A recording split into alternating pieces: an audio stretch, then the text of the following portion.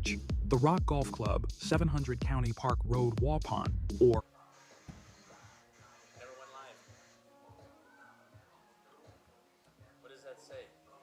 Hit go live button. Well, we could probably go through the whole pregame now.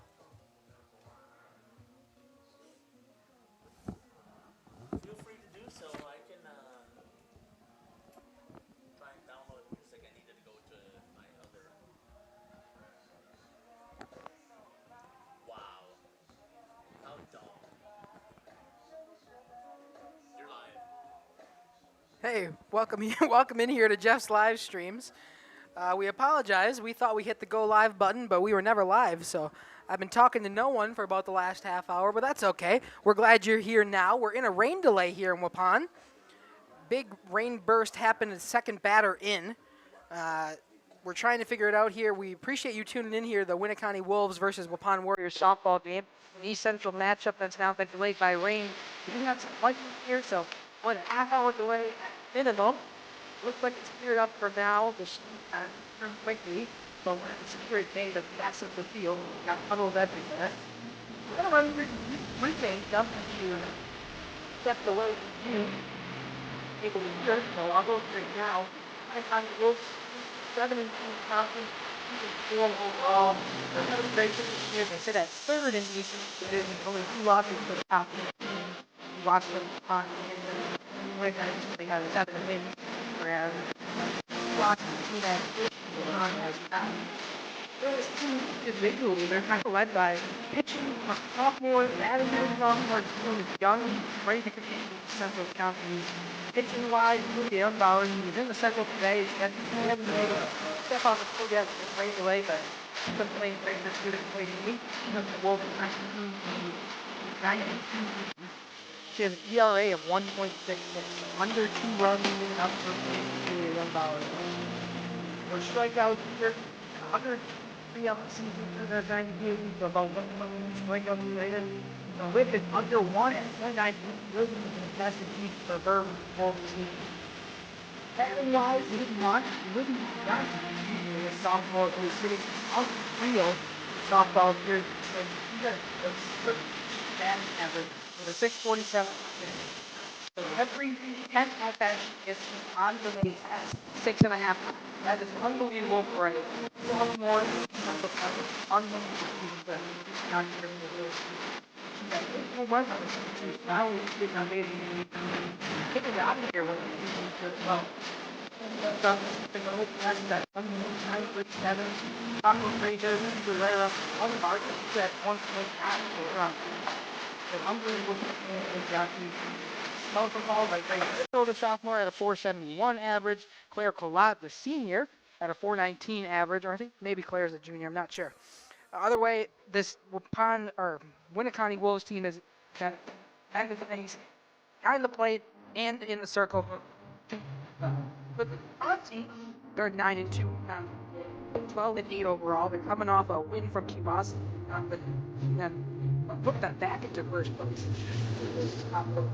Standings wise for the East Central is kind of a box. Sitting out here, better and tremendous with 5 shutouts. 1.63 ERA, 131 strikeouts, a whip under 1 at .97. Tremendous season for her for Waupun. She's only a junior, so she's got another year left after this one. She's hoping she can take this team to the playoffs and take them farther, I should say, in the playoffs. Everybody gets a bid for softball. Kaylee Westfall, the senior, has been playing out of her mind for the batting-wise for this Warriors team. She has 7 home runs on the year with a .507 batting average. So Makai is saying you can't hear me. Makai just texted saying you can't hear me.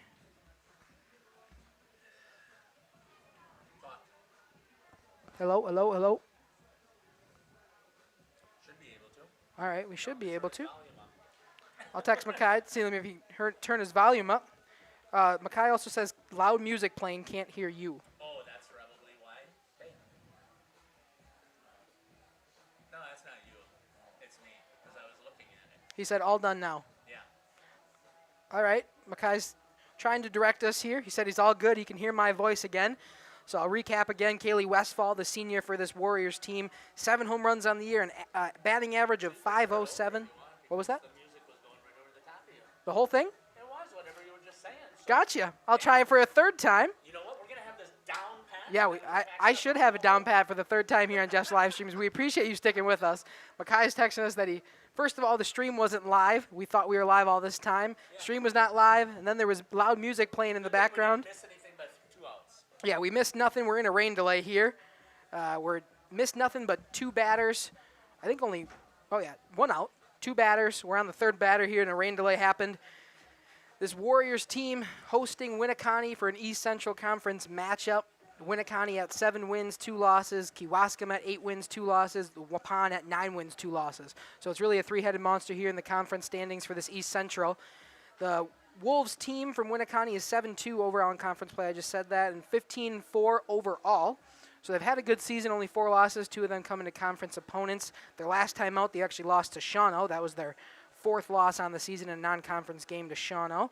2-1 on Tuesday. They're led by this pitching staff, Julia Youngbauer, who's pitched in 18 of their 19 games this season. Through 92 innings, she has an ERA of 1.66. Unbelievable season for her. She's had 123 strikeouts and a whip under .98. That's nice to see, a whip under 1. You want it as close to 1 as possible to be under. Is great season here for the sophomore Julia Youngbauer. They're led in the batting statistics by number 9, Libby Yankee. She is at a .613 batting average this year, so an unbelievable season from her. .647 on-base percentage, so she's really reaching base quite a bit. 1.937 OPS. You usually want that number around 1, and she's just about hitting 2, so that's an amazing season for Libby Yankee, who also has, as I mentioned, those 8 home runs, so she can play the long ball as well as just getting on base when she needs to for this team. Running-wise, Claire Schaefer's at 19 stolen bases on the year. Libby Yankee, of course, at 13. The RBIs are led by Grace Mitchell, the sophomore, at 24, and Libby Yankee has 41. So not only is she getting on base, but she's driving in the runs when she does come up to the plate.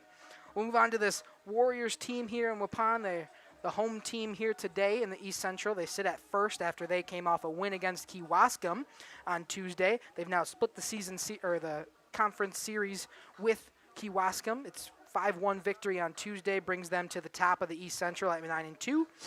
For their individual statistics, the junior Addison Braun has been pitching a great season for this Warriors team. She's through 90 innings, she is at a 1.63 ERA, so pretty comparable to Julia Youngbauer for the Wolves team. She's had 5 shutouts on the season, 131 strikeouts, and a whip under 1 again at .97. So a great season from her. Batting-wise for this Warriors team, we've talked about senior Kaylee Westfall doing everything she can to will this Warriors team to be as good as they can. She is hitting at a .507 rate this season, a 1.5 OPS. So just an unbelievable season from her this senior year. Jeff said she is set conference or school records, I should say. So just an unbelievable season for her. She's at 21 RBIs, 20 RBIs for Amelia Jones. 7 home runs for Kaylee Westfall, followed by 4 for Addison Braun, 1 for Hannah Beatty, and 2 for Amelia Jones. So not only can this team be consistent in the circle, I should say, not on the mound, but they've also been able to play the long ball. We appreciate you sticking with us here on Jeff's live streams as we're in this rain delay. Lightning delay made it at least 30 minutes, but it looks like the rain has stopped for now. Everybody's just kind of chilling around and waiting for this 30 minutes to be up so we can get back to action here. Before we stepped aside, there was the 3rd batter was coming up for the Wolves. It was Libby Yankee. She's in a 1-2 count with 1 out and a runner on first. It's Claire Collette. Claire Schaefer popped up to the catcher for the first out of this inning. When we resume play, that's what we'll see. We'll see both head coaches coming out to the pitching circle, talking about what we're going to do in this delay. Umpires immediately called right when there was starting to be heavy rainfall, and it was heavy rainfall for about 15 minutes, and then it kind of died down quickly, and we're sitting in a delay just waiting for us to resume. We appreciate you sticking with us even with all of our technical delays. We didn't go live at first, and then Makai was telling me that the music was playing too loud in the background. You couldn't hear my voice. So I've been through pregame 3 times now. Don't think I could possibly do that anymore. Waupun won the first game of the season series against Winneconne 4-1. I think that was back at the beginning of April or mid-April. It's been a while since these two teams have met. This is a rescheduled game from April 30th that we're finally playing here in the middle of May, and it's now delayed for at least, I'd say, about 20 minutes we got left on this delay. Umpires are milling around back here. Looks like we'll get started soon, hopefully. Jeff went out to center field to see if he could wipe the rain off that center field camera before we get back to action. Luckily, we got an umbrella over our home plate one, so I don't think it was affected too much, even with the wind and the heavy rain. We're hoping to be back here shortly. Both teams just kind of chatting and conversating in the dugouts, trying to keep loose before we start this one back up.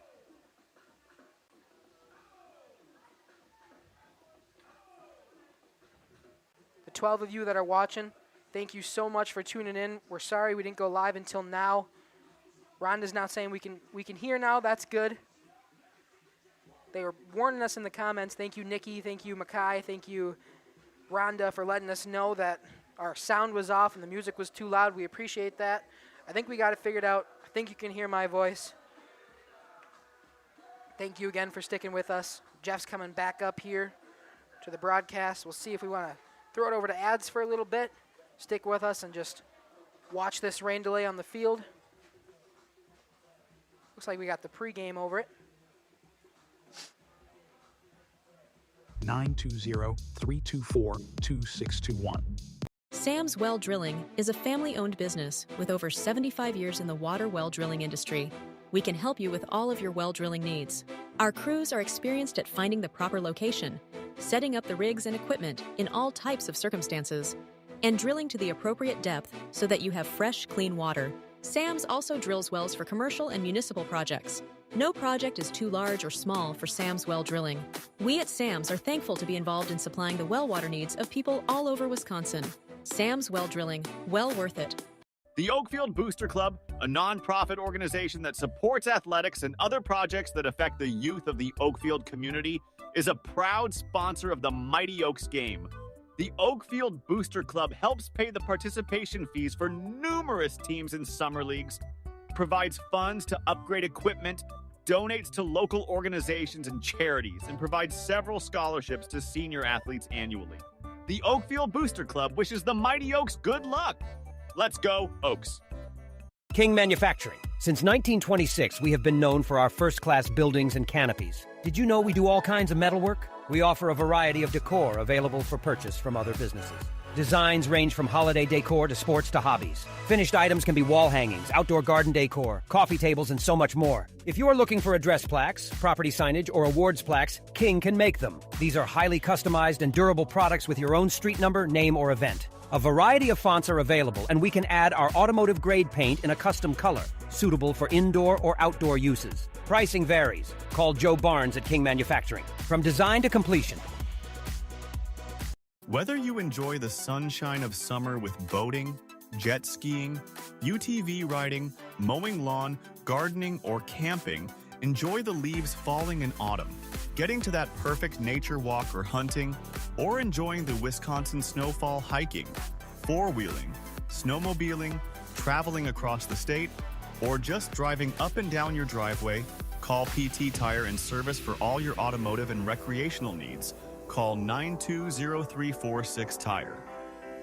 Terry Holes and Ada Shun-Jones Realty is a proud sponsor of high school athletics. With over 20 years of full-time experience in the real estate industry, Terry has had the privilege of helping clients buy and sell homes and properties totaling hundreds of millions of dollars. His deep knowledge of the market, attention to detail, and commitment to clients has driven his success and made each transaction a positive experience. Terry was born and raised in Oakfield.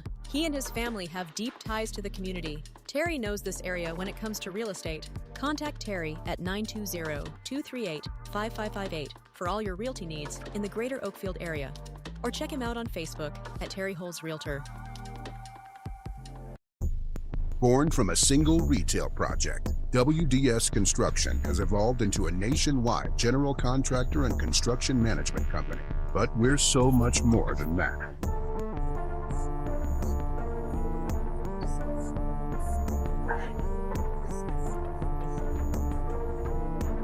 Retail is changing, and it's changing fast. No matter where you are, what you do, or how you sell products to your customers, We're with you every step of the way to lay the groundwork for whatever lies ahead. Building trust through results. And our commitment to provide a customer-driven experience without question. With 4 generations at the foundation of WDS, we've built a reliable client base and a passionate team to bring big-time experience, commitment, and satisfaction to your next. Welcome back here to Jeff's live stream. My apologies to thank you to the 14 viewers who are listening. We are in a rain delay / lightning delay right now. The rain isn't really that heavy right now. It's raining. The field, hopefully, this complex is absolutely amazing and can handle a lot of water. But there's a couple of areas that I was just pointing out to Jeff's Taves here that do not handle water well. And those places are right behind third base because everything tilts in that direction right there where the grass meets over at third base. You can kind of see it there. This center field or behind the plate camera, we finally got it working correctly. And it's protected, so that one's good. Dominic, it worked out perfect, so you got it working. Outfield camera is now functional, but it's not protected. I had an umbrella on it before, and the wind caught the umbrella. You can see we're up here in the broadcast booth. You can see the umbrella protecting the one camera here. You can see the rain coming down with our center field camera. And again, my apologies that I did not hit the go live button. This is the second time this softball / baseball season that I've done this. We had a beautiful, you'll have to trust me, it was probably the best pregame show ever that we had going on here. And unfortunately, I didn't have the go live, so you couldn't hear it.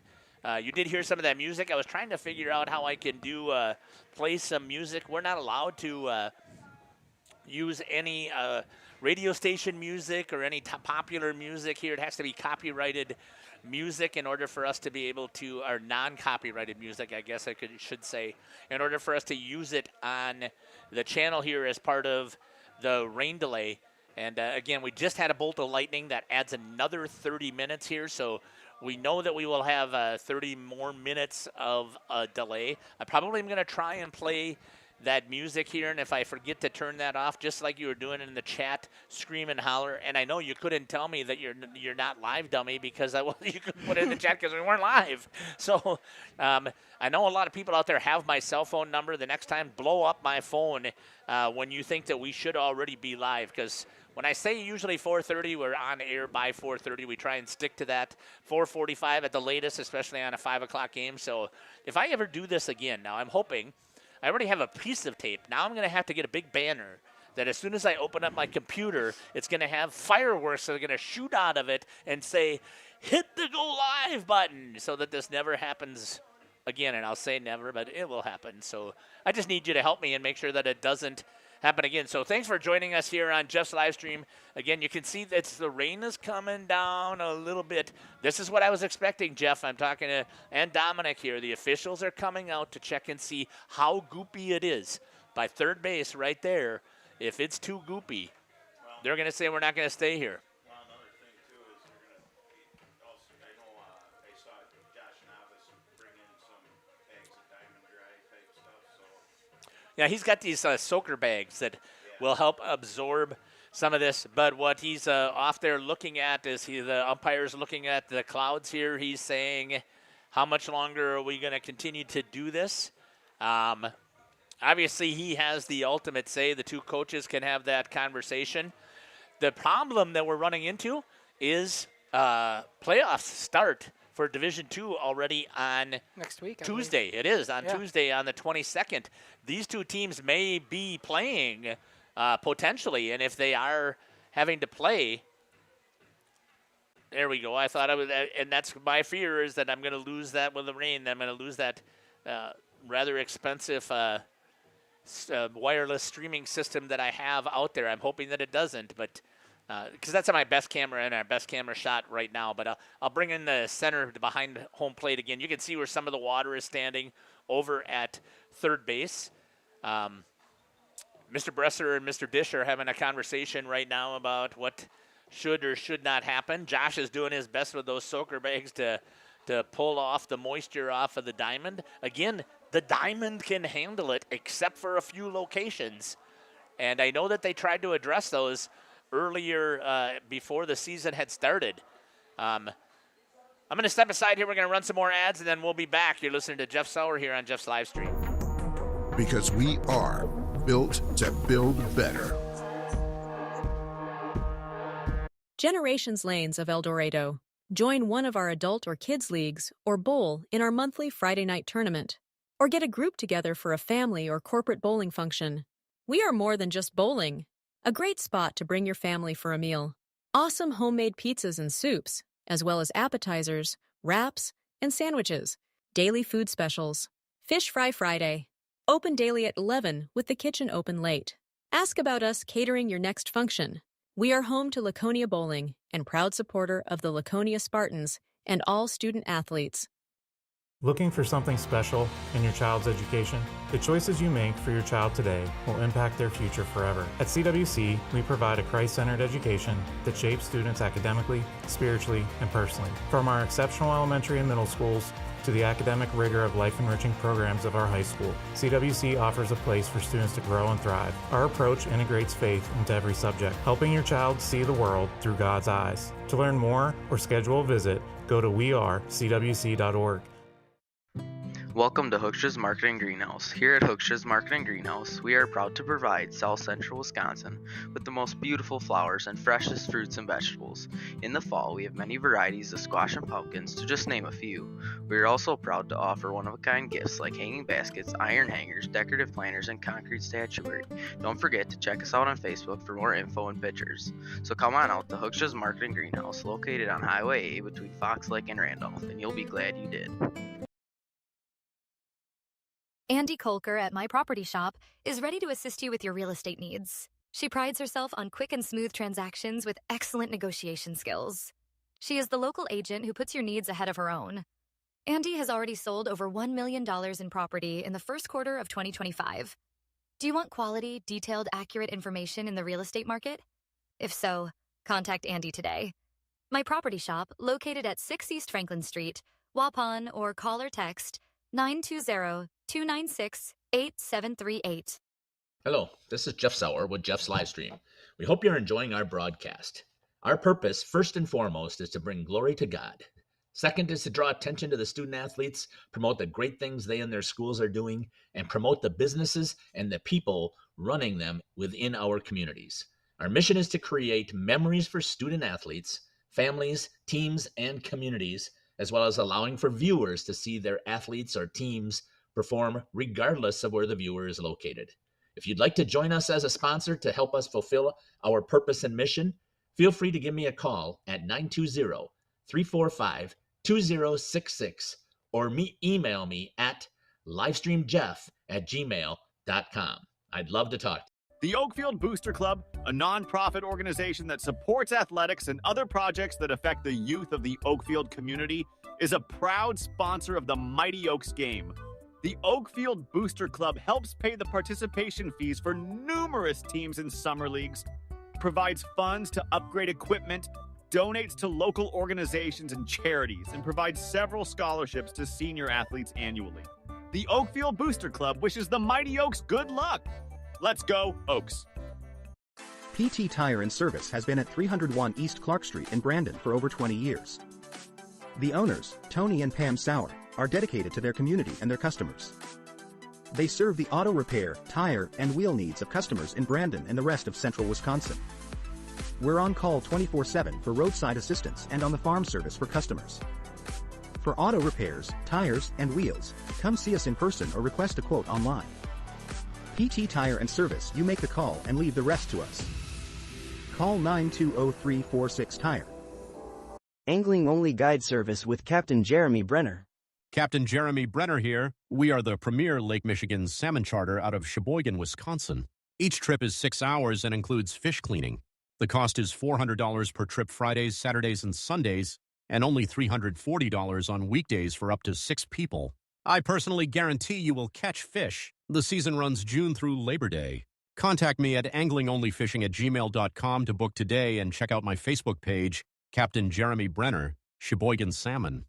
Terry Holes and Ada Shunjones Realty is a proud sponsor of high school athletics. With over 20 years of full-time experience in the real estate industry, Terry has had the privilege of helping clients buy and sell homes and properties totaling hundreds of millions of dollars. His deep knowledge of the market, attention to detail, and commitment to clients has driven his success and made each transaction a positive experience. Terry was born and raised in Oakfield. He and his family have deep ties to the community. Terry knows this area when it comes to real estate. Contact Terry at 920-238-5558 for all your realty needs in the greater Oakfield area, or check him out on Facebook at Terry Holes Realtor.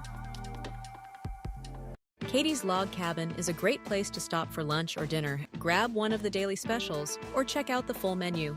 Katie's Log Cabin specials include Tuesday is pizza, Wednesday is wings, Thursday is a rotating special, Friday and Saturday is fish fry, Saturday is also prime rib, and Sunday is a broasted chicken dinner. Not in the mood for a special? Katie's has you covered with full menu options, appetizers, salads, wraps, pizzas, and sandwiches. Katie's Log Cabin Restaurant in Oakfield. Life is better at the cabin. Welcome back here to Jeff's live stream. Hey, you can see it. It's true. That is the sun shining here on the diamond. The clouds, I mean, that looks ominous, but that's shooting in the opposite direction with the camera that we have in the dugout here shooting across the diamond right now. And what we are hoping here, people are getting back out. There's a big cheer for the sun. We're done. We're sure we're done with the rain and the lightning and the thunder. Now we have to wait to see how long before the diamond will be playable, that we don't have the greasiness out here on the diamond for them to be able to continue playing. So I wanted to make sure I gave you that update. And if you're aware of somebody else who turned aside and said this game is over, please let them know that it is not. Text them, send them that Jeff finally went live, figured things out here, and now that hopefully that my center field camera will dry out here a little bit. It was flashing before, which made me really nervous. I don't know if it's the camera connection or whether it's the wireless connection that was not working, but a little bit of a breeze, a little bit of sunshine to dry things out here. And I think we are going to do everything we can, as you heard me talk about. And I think that Winneconne is in agreement from what I can see from the coach. They're going to do everything they can to get this game in, because if they don't get it in today, you are really tight. Waupun is at a tournament tomorrow. They've already got 2 games. We are covering those 2 games tomorrow for the Waupun Warriors. We're covering 6 games. We've got 2 for Oakfield and 2 for Waupun, and then we're covering the other 2 teams that are over there. So we've got all 6 games that we're covering tomorrow over at Oakfield. And again, you can see Coach Novice is out there. He's checking a little bit of the field here. The field right here, again, where the coaches are checking. You can see the Winneconne coach just briefly over there checking to see the field over there. That's not bad. That's not where you have to worry about. It's by the bases and in the batter's box that you got to make sure that the mush is not there. So hopefully we will be back here ready to play. We know we still have about 15 minutes yet for the last lightning delay. I just want to double check and see some of the camera shots here. There is our center field camera. There is behind the home plate camera. That's looking really good as well. So you can see the 2 coaches are out there trying to do whatever they can. They're going to have to go through sets of warm-ups potentially once again. Coach has got the, I don't know what they're called. If Yvette is listening, maybe she knows what those are. I mean, I haven't seen these soaker bags before. That's what I know them as. So I don't know what they officially are, but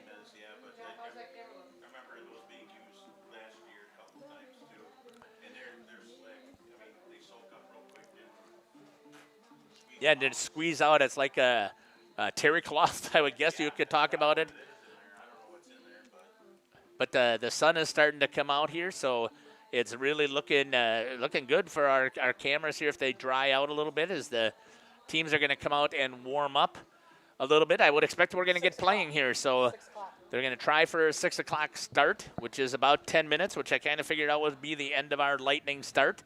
Jeff Taves hit it on the head. He said 6 o'clock the Storms are going to be out of here, and then we've got until 11. So I'm hoping we're not here until 11, Jeff, because I got to be back over at Oakfield to set up by 8 o'clock in the morning for that tournament that I was talking about. So thanks again for your patience, for staying with us here. Let's just double check and make sure all of our cameras are up and working. Of course, that one coming out of the dugout shooting will be a little bit bright with the contrast in the shade and the sun, but we're going to step aside here for a little bit, and we will be back. You're listening to Jeff Sauer with Dominic Ackerman here on Jeff's live stream. The CWC Athletic Booster Club is proud to support this broadcast. The CWC Athletic Booster Club is a not-for-profit organization made up of CWC athlete family members and friends of the school. The club's goals are to support improvements of the CWC athletic facilities and programs, such as the recent investment into the school's new weight room, while also investing in the spiritual and physical growth of its athletes. If you are interested in becoming a member of the Booster Club or making a donation, email Crusader Boosters, WC@WC.org. Good luck, Crusaders. The Rock Golf Club combines a great golf experience with the unmatched beauty of the Waupun landscape. Originally built in 1927, many of the holes on the front nine play as they were initially designed. Our seamless integration of friendly service and gorgeous natural surroundings is what will bring you back over and over. Bridges at the Rock is the perfect way to end your round.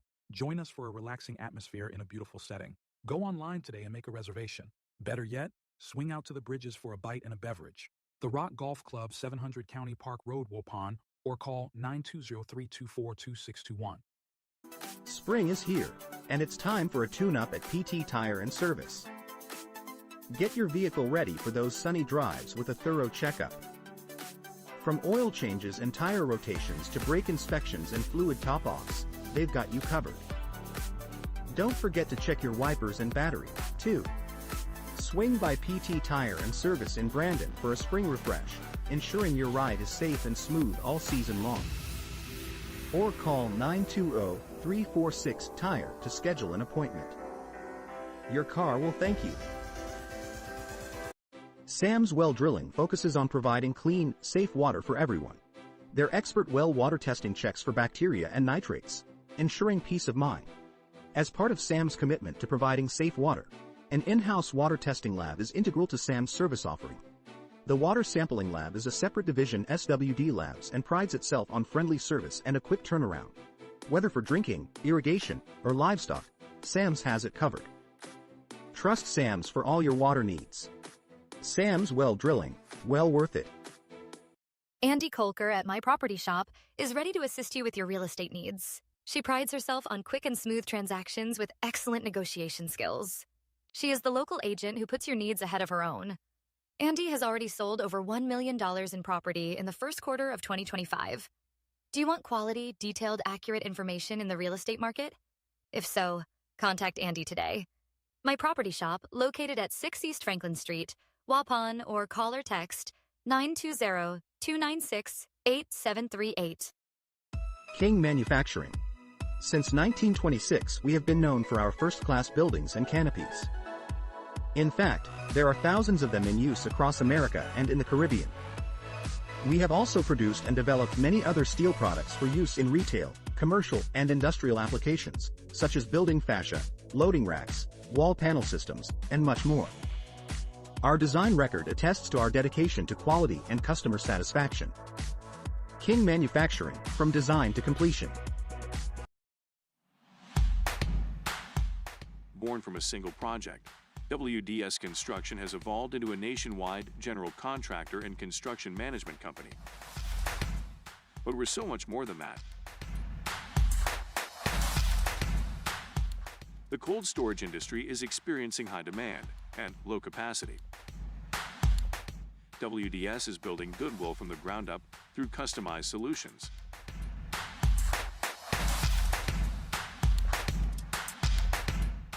WDS is committed to outservice the competition and overdeliver for customers. A client-driven experience without question. Today, we're driven to be better in order to build better. PT Tire and Service is a family-owned business that invests in you and your family. From one family to another, Safe travels and seamless automotive maintenance makes every trip a great trip. PT Tire and Service, serving Central Wisconsin with excellence for over 20 years. Call 920-346-TIRE for all your automotive needs. PT Tire. Welcome back here to Jeff's live stream. Let's take a look at as we're getting ready here for this game to begin again. It should be starting at about 6 o'clock, so we got about 6 minutes left here. Dominic, I don't know if you can give us a quick recap of what happened so far in the bottom half of the first inning. You can see up on the scoreboard the count is 1 ball and 2 strikes, but maybe you can give us a quick rundown of where we're at, starting things off with Claire Collat. Yeah, Claire came up and worked the count into a single, kind of got right past the third baseman Ryan Babish's glove. We ruled it an infield single. She made it over to first base. Then the next batter came up, Claire Schaefer, popped one up to the catcher. So Kaylee Westfall already has an out here recorded for this Waupun Warriors team.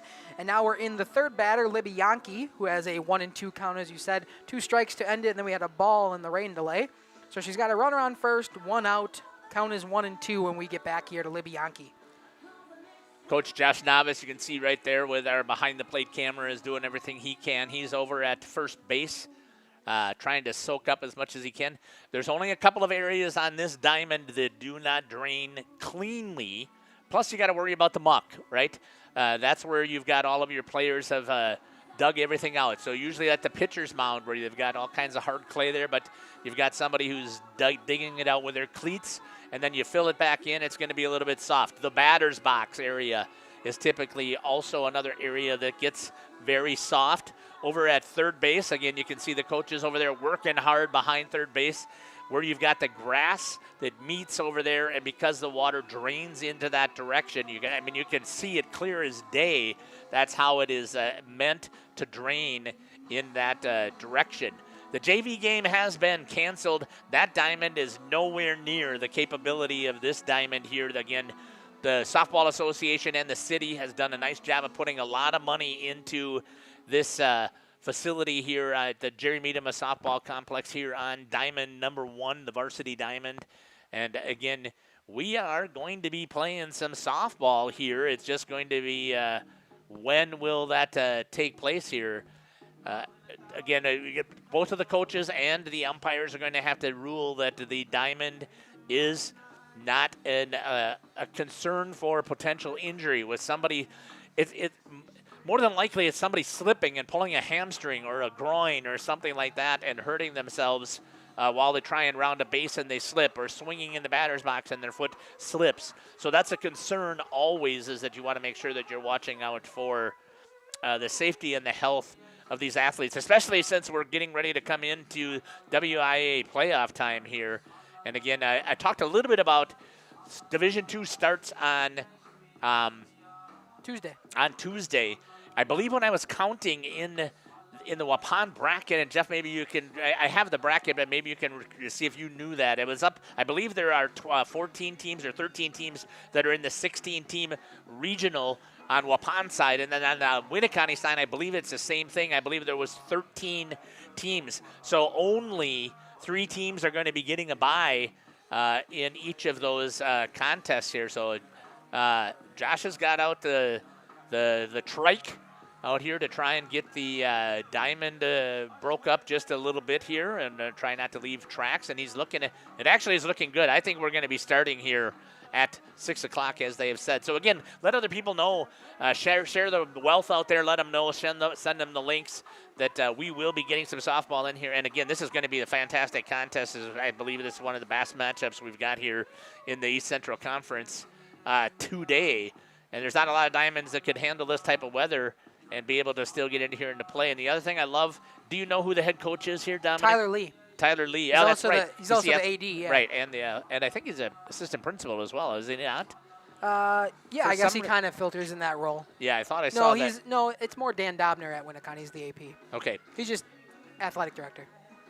He did talk that he I saw that he was the head coach. It's good to see him out here trying to help get the diamond in shape, and we're going to play. Yeah. It's fantastic to see. But what we're going to do is we're going to step aside here again. You can see, let me see if I got the third base. You can see the Waupun Warriors, some of the ladies out there trying to get themselves loose by dancing to the music and whatever it takes to get loose. Absolutely. And I'll see if I can't really. We lost that center field camera once again. That's that playback function popped up here. So I don't know if we can reset it. If you'll have a chance to run out there real quick before we play. While Dominic is taking care of that, we're going to step aside and we'll be back. You're listening to Jeff Sauer here on Jeff's live stream with Dominic Ackerman.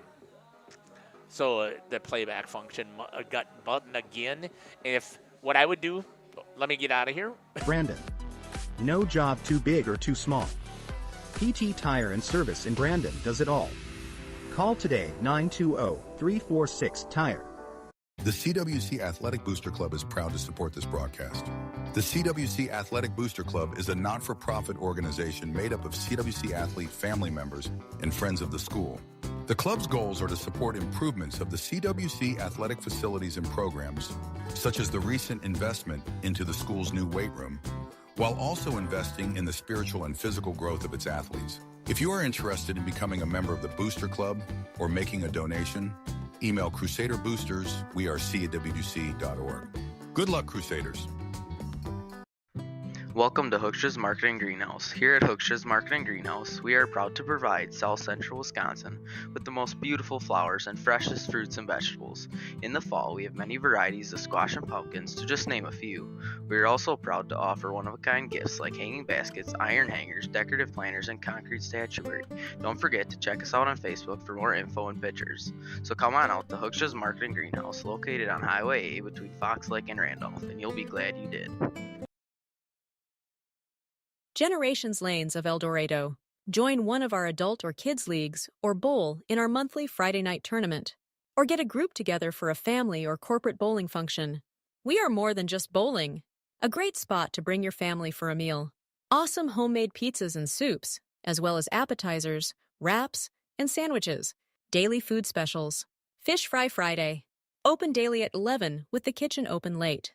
Ask about us catering your next function. We are home to Laconia Bowling and proud supporter of the Laconia Spartans and all student athletes. Katie's Log Cabin is a great place to stop for lunch or dinner, grab one of the daily specials, or check out the full menu. Katie's Log Cabin specials include Tuesday is pizza, Wednesday is wings, Thursday is a rotating special, Friday and Saturday is fish fry. Saturday is also prime rib, and Sunday is a broasted chicken dinner. Not in the mood for a special? Katie's has you covered with full menu options, appetizers, salads, wraps, pizzas, and sandwiches. Katie's Log Cabin Restaurant in Oakfield. Life is better at the cabin. Sam's Well Drilling focuses on providing clean, safe water for everyone. Their expert well water testing checks for bacteria and nitrates, ensuring peace of mind. As part of Sam's commitment to providing safe water, an in-house water testing lab is integral to Sam's service offering. The Water Sampling Lab is a separate division SWD Labs and prides itself on friendly service and a quick turnaround.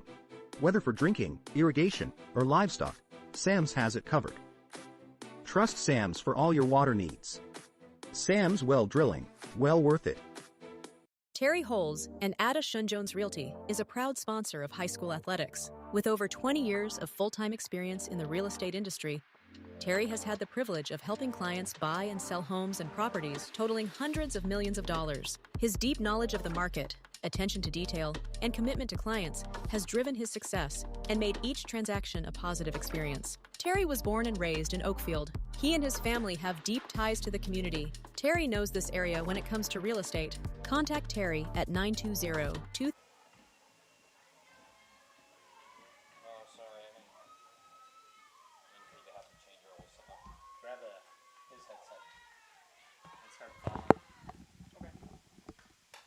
So the first pitch, are we on? Yep. I can't hear anything. No, because you're plugged right now. That's all right, just go. 54 minutes. Oh, I see. So the first pitch back here from the rain delay is fouled off back out of play. I'm glad we get to actually get playing here after all the rain and the lightning. Another one fouled off towards the fence. Count will stay where it is.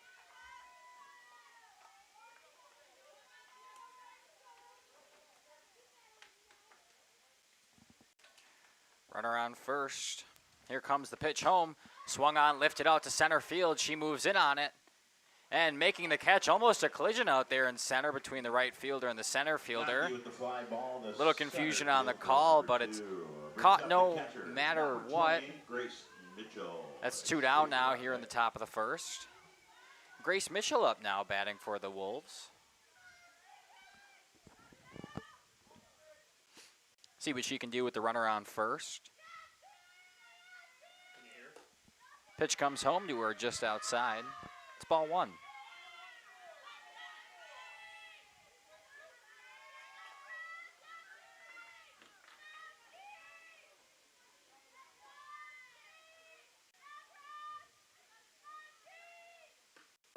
Swinging and a miss, strike number 1. It's even now, 1-1.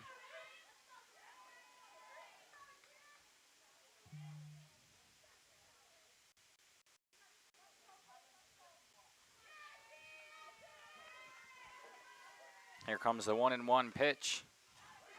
Strike 2, looking a nice one down the middle.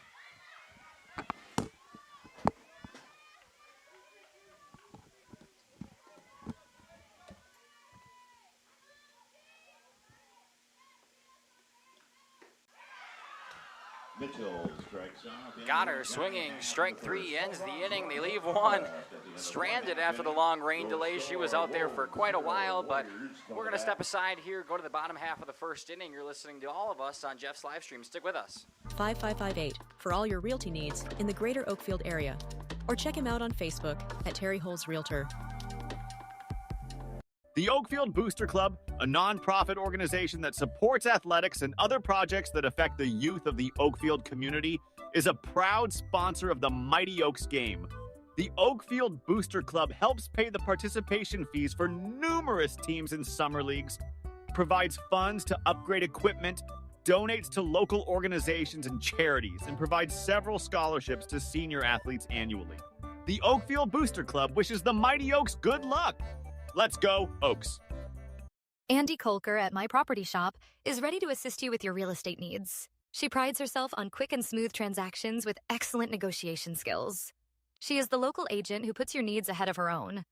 Andy has already sold over $1 million in property in the first quarter of 2025. Do you want quality, detailed, accurate information in the real estate market? If so, contact Andy today.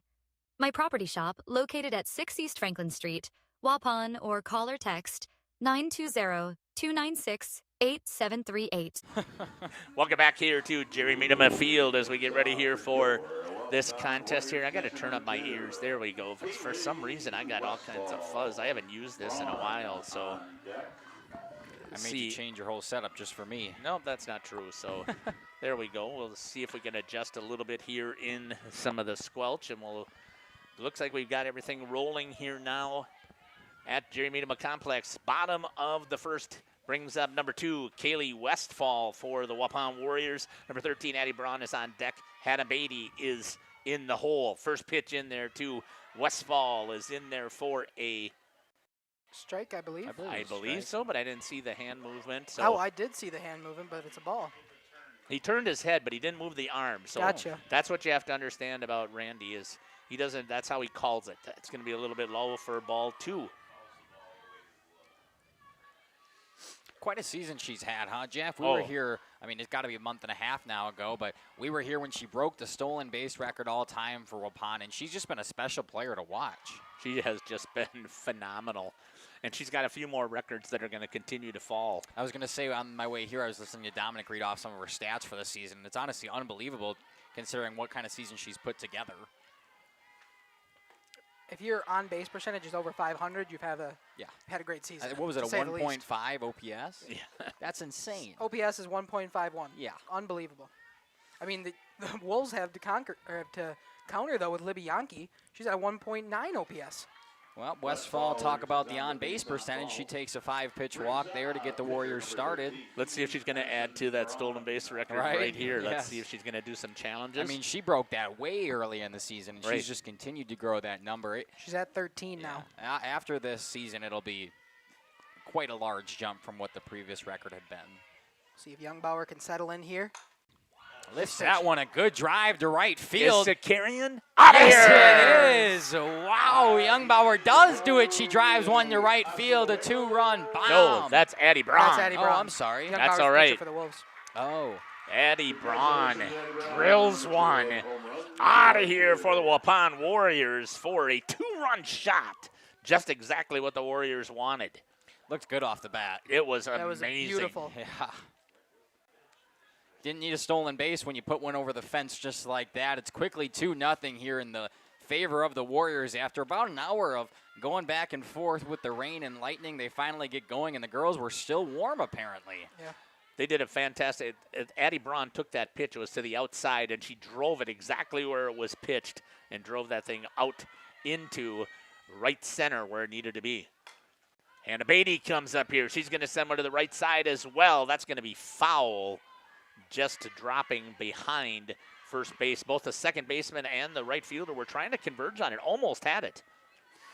Yeah, they both had pretty good jumps on it, but the ball just kept trailing up there. It was out of reach, so nothing hurt. Well, Beatty will step back into the box and try it again. Youngbauer on the season, I talked about how great she's been in the circle, but her one thing is that's her 8th home run given up on the year. So she's given up some long balls, even though she's been dominant in the circle. The one thing that she can't control is that long ball. And Addison Brown really just took it to her and sent it the other way.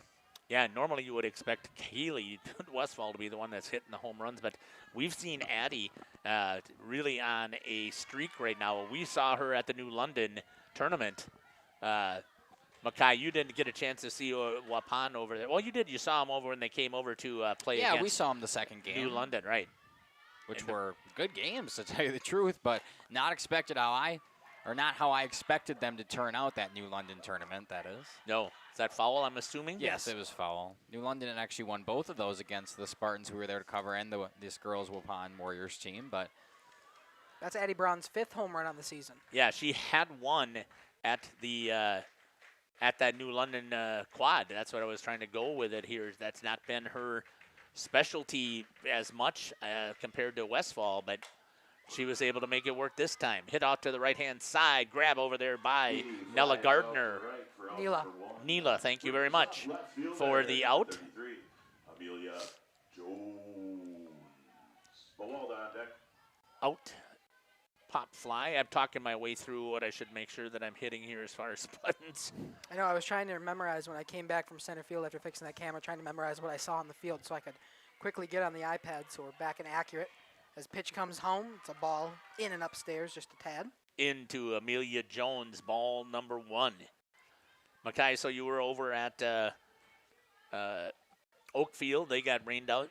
I was going to go over there, but Justin texted me and said they had canceled. Yeah, they got rained out. As Amelia Jones pops this one to right field, another single, and she's going to try to turn it into 2. A throw comes in, but not even close. Amelia Jones, a stand-up double.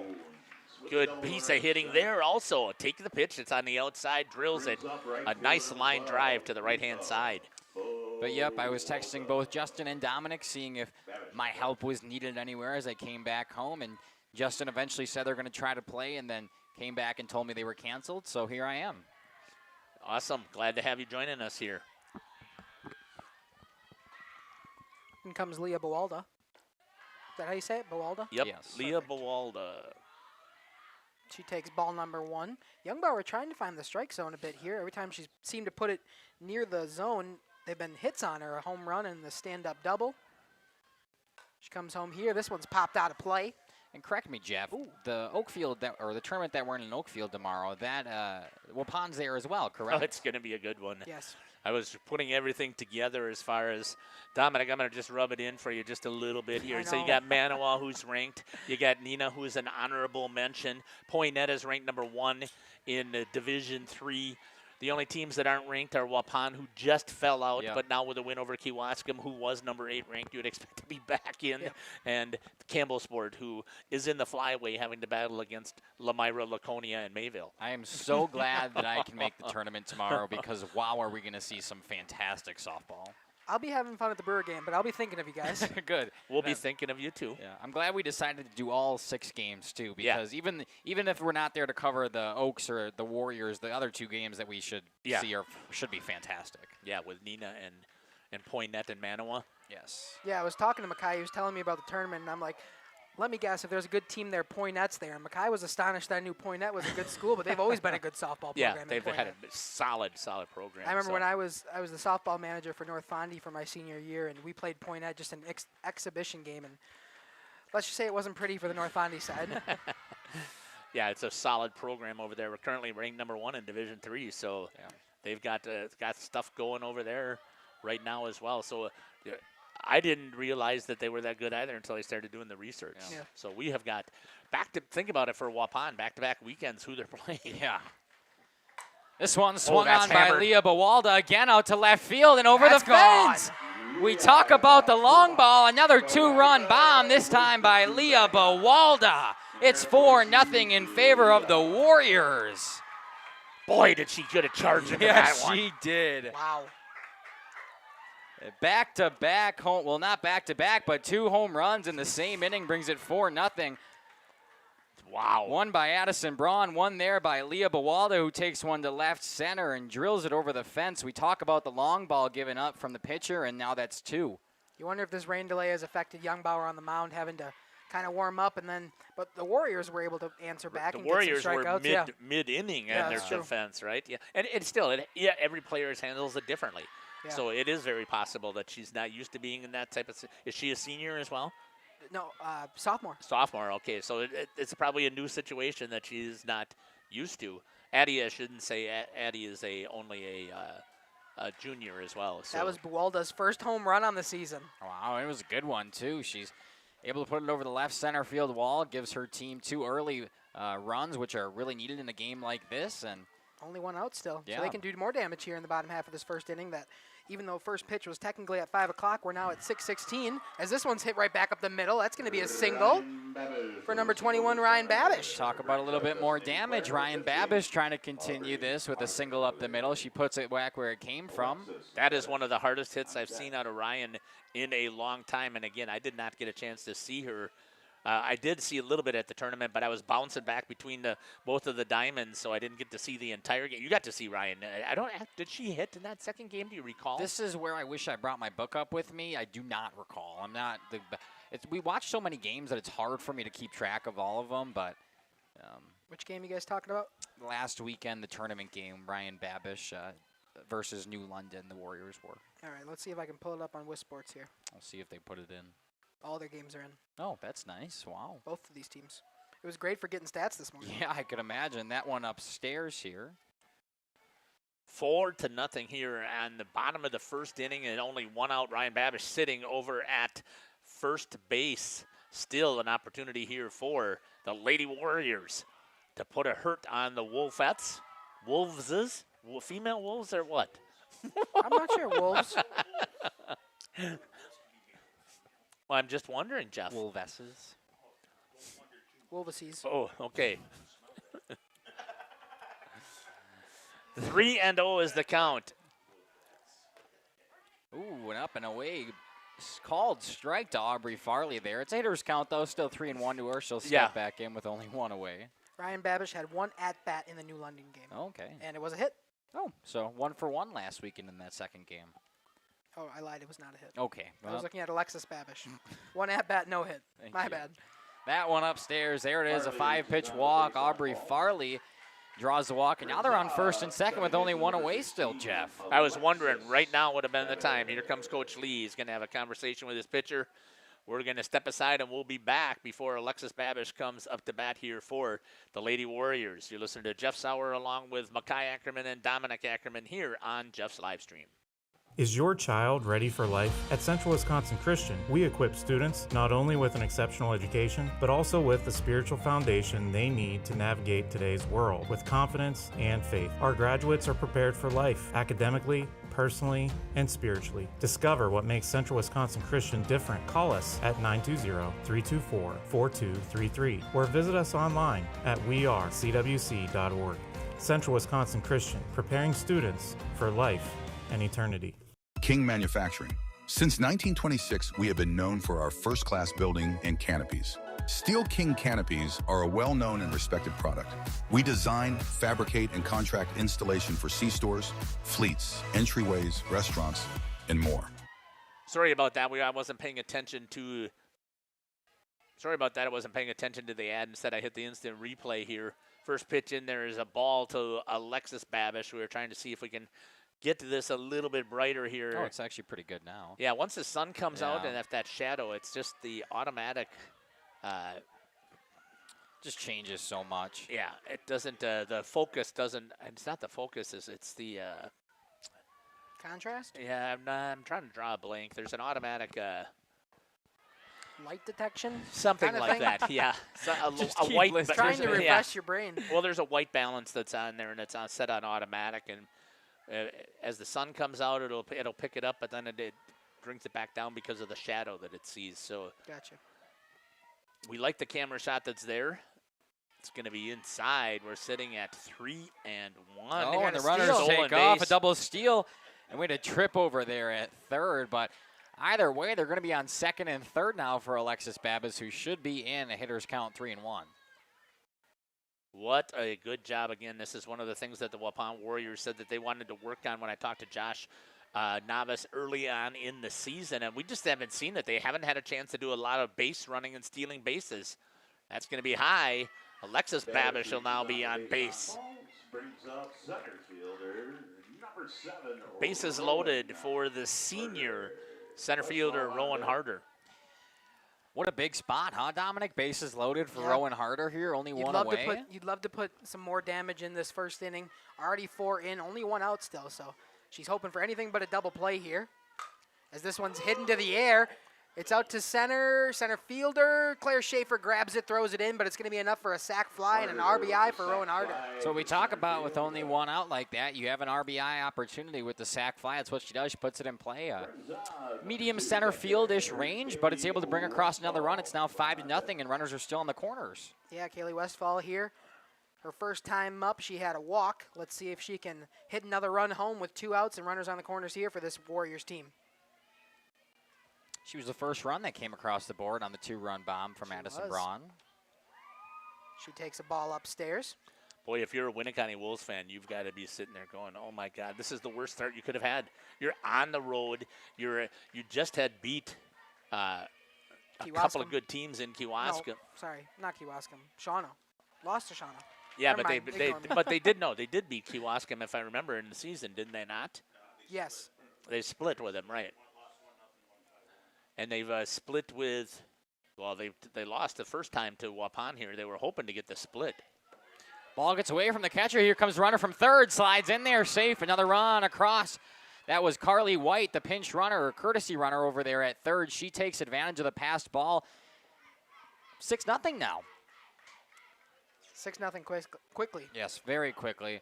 6-0. You still have that runner on second. And Kaylee Westfall still up to bat with 2 away in the bottom half of the first. You got to think this is only the first inning. 3-0 is the count.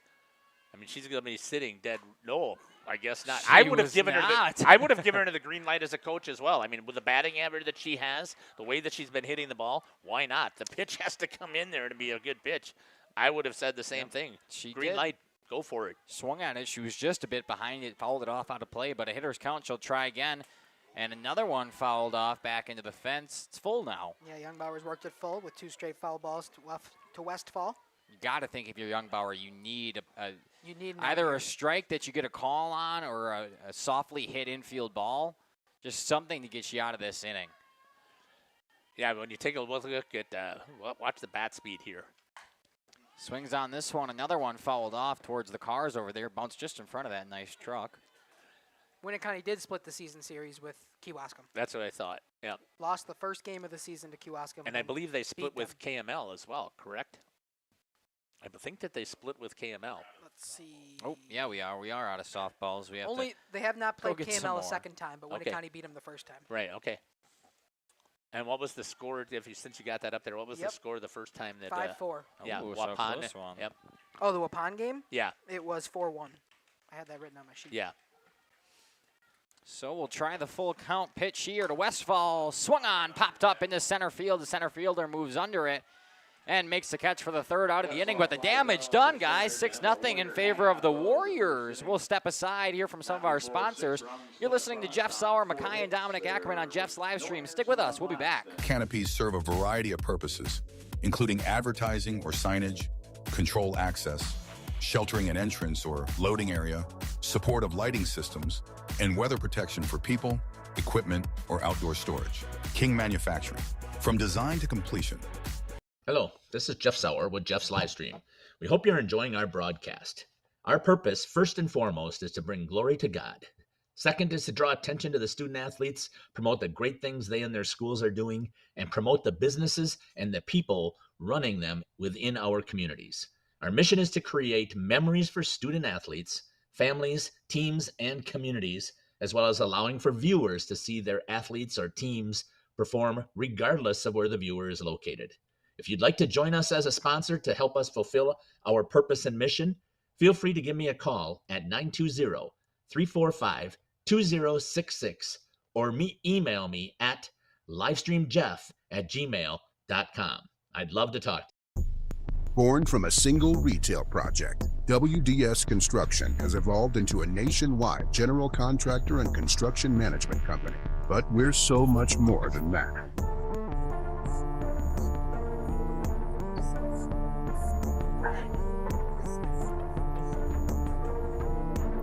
Retail is changing, and it's changing fast. No matter where you are, what you do, or how you sell products to your customers, we're with you every step of the way to lay the groundwork for whatever lies ahead. Building trust. Welcome back here to Jeff's live stream here. Sorry about cutting off the WDS ad. Eddie Braun getting the sign here on in the circle. Here comes the first pitch to Audra Schaefer. Audra Schaefer. She is the third baseman. Yes. Wearing number 5. Yes, she is. I'm assuming you have some stats there on Audra. Yeah, let's see if I can get here. Flip over my sheet. Audra, senior on this team. 1 home run on the season. She's hitting at a 300 clip, on-base percentage at .444, so she's been able to draw walks when she needs to. In fact, she has 12 walks on the season. Great season here from Audra Schaefer, the senior, as she follows one bet to make it a 1-1 count. This one hit on. Infield gets through. Right in between the first and second baseman. That's going to be a single there for Audra Schaefer. Gets the Wolves a runner on with no outs. We saw this last time they were up. However, they were not able to bring any across the plate. Aubrey Thorpe comes up, number 11. She's the designated player, designated hitter today. Is that a little too bright? No, I don't think so. So did you just do the brightness? Is that yeah, what I just you turned did? the brightness yeah, up okay. a little bit. Aubrey Thorpe with a runner on first, nobody out in this 6-run deficit, top of the second inning. This one's in the dirt. Catcher can't find it. Kelly Westfall gets by the shortstop's glove, and Audra Schaefer is going to take her second base on a pass ball, wild pitch. It was a pass ball, I believe it was. Stolen base, so we'll go for it. Give her a stolen base. Anyway, she's in scoring position now, and that's what the Wolves need. Is they are desperate for some runs here. What a change of pace right there. Beautiful pitch for Madison Brown. That's one thing I did not pay, and I didn't see just enough of it. I didn't see that from Youngbauer when she was pitching. It was all coming trying to smoke. And one of the things you're not going to do is you're not going to blow the Waupun Warriors off of home plate just by throwing smoke. Got to try some more off-speed pitches. We saw that against New London. What was that pitcher throwing? I mean, she had. She wasn't throwing hard. Yeah, no, it was just she had good movement on her pitches, and she threw the entire day. It was, 14 innings straight? That one's a pass ball in and out of the glove of Kaylee Westfall behind the plate. As Audra Schaefer is going to take third now. So a runner only 60 feet away for this Wolves team who desperately need one with nobody out. Gladly. She would love to score here and hopefully bring the momentum a little bit towards the Wolves. Tip that meter just a tad. The 2-2 pitch swung on, fouled back, will stay where it is. So Thorpe staying alive here. The monitor's quite handy down there that I can just plug right in and change the brightness on there. I don't even have to do anything for it. Yeah, do you have a small monitor? I do, yeah. So now you can see what the setup is. Perfect. Swing and a miss. It's a drop third. Westfall picks it up, tags her on the back, and That'll be out number 1. Mark it down as a strikeout for Braun, and the runner stays where she is. Brings up Jaden Halder, number 27, another sophomore, who's been doing the only other pitching when Youngbauer has a day off. Halder has 5 games played, 1 win, 1 loss on the season. So Halder over at first today, but she's been in the circle a couple times here when Youngbauer needs a day off. We'll see if that comes today with already a 6-0 deficit. Nonetheless, Halder steps in. Runner on third still, 1 out. Pitch comes home. She gets a piece of one. It's a blooper. However, the right fielder playing in, Leah Buwalda, able to grab one quickly, send it in, so no sac fly for the Wolves. Just an out is recorded. We're down to 1 out, runner on third. Here comes number 6, Julia Youngbauer. What a nice job over there by Buwalda to be able to step in and grab that. That was a tough one for the right fielder, I thought. I thought it was going to be a blooper, but she was playing nice and in on that ball, Yep. knew exactly where it was coming. So here's the pitcher now trying to look to help out her own cause a little bit. She's got a chance for an RBI. We'll see if she can put bat on ball and extend this inning. 6-0 early for the Warriors here in the top half of the second inning. You know, something I'm thinking about sitting over here is it might be really advantageous for the Warriors to jump out to this early lead, because with all those games and the tough games they have to play tomorrow, it'd be fantastic to be able to rest some of your best players and keep them fresh for the tournament that's coming up. Or, you know, I know if you're a Winneconne Wolves fan, Dominic doesn't want to hear this, but let's 10-run them and get out of here early. That would be good, too, considering we have to be up there early tomorrow morning. I think first game start at 10, so they'll have to be there for that. This one lifted out to shallow left. It's foul. Shortstop range is over, makes the catch for out number 3 in foul territory. A P6, the Wolves leave one stranded 60 feet away from scoring. The score will stay the same, 6-0 after 1.5. You're listening to Jeff Sauer, Mackay, and Dominic Ackerman on Jeff's live streams. Stick with us. We'll be back. What a great play before we do that by Carly White over there. Good job. Thank you. And our commitment to provide a customer-driven experience without question. With 4 generations at the foundation of WDS, we've built a reliable client base and a passionate team to bring big-time experience, commitment, and satisfaction to your next project. Because we are built to build better. We are Hooksha's Marketing Greenhouse, and we have been leading a greenhouse here in Fox Lake since 1981. Family owned and operated, we provide beautiful flower baskets and fruit and vegetables to residents of South Central Wisconsin. We know the importance of having a variety of flowers, fruits, and vegetables available to our customers throughout the year. Discover the finest selection of locally grown produce, including sweet corn, tomatoes, and cucumbers, along with a variety of fresh fruits. At Hooksha's Marketing Greenhouse, we believe in providing our customers with the freshest and highest quality produce. Come visit us and taste it. Welcome back here to Jeff's live streams. We're in the home half of the second inning where Addison Braun steps back into the box. Flashback to the bottom half of last inning where she comes up with a hit party, pops one over that right center field for a 2-run bomb, bringing the score then to 2-0. It's obviously now 6-0, so looking to continue her phenomenal day. Is that you that I just turned up? Yes. Okay. Is that where you want to be? Sure. That's fine. I just want to make sure that you're where you're at. Hey, we got 29 viewers on there. Thank you for joining us here on the broadcast. We really appreciate that. Now what you need to do, your job, is you need to get into that YouTube chat. You need to let us know where you're watching from, who you're cheering for, who's your favorite players. These girls go back and watch these games. I'm just telling you. And even if they don't, when they go back to watch it in 5 years, Winneconne doesn't get coverage like this, unfortunately, so they're going to go back and they're going to watch it on the ride home. They will, and just know that that's what's going to happen. So they're going to want to know. And I don't care if you're a Wolves fan, that's in there for a strike. Or if you're a Warriors fan, get it in there and let them know. Because, again, the Lady Warriors, hopefully they'll have that magical run one more time here and get their way all the way to the state tournament. They're going to want to watch this one and look at this might be the one that wraps up the conference title for them.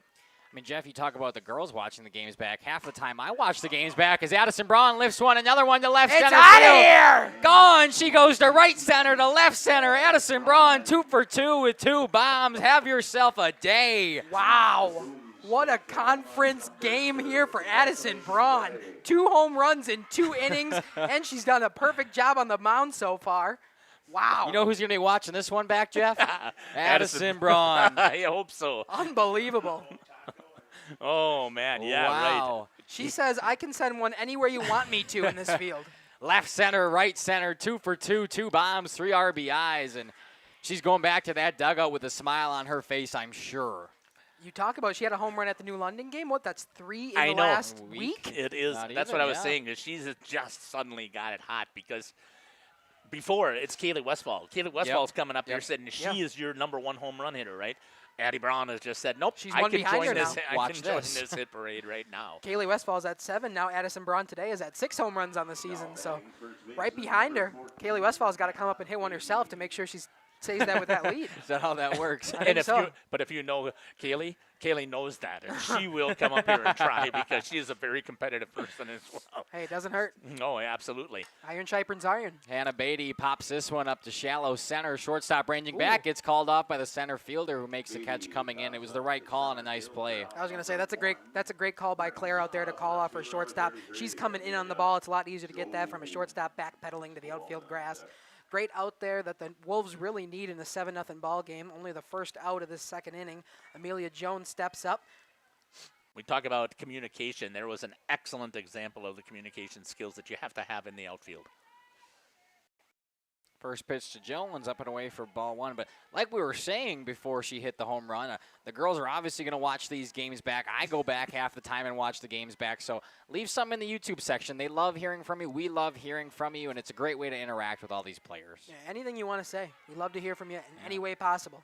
Yeah, you can say that Jeff's an idiot and forgot to hit the go button, and he has We a need piece of something tape in there besides us not being able to hear Dominic and Or, man, I whatever can't else. do the pregame 3 times in a row again. Well, you could.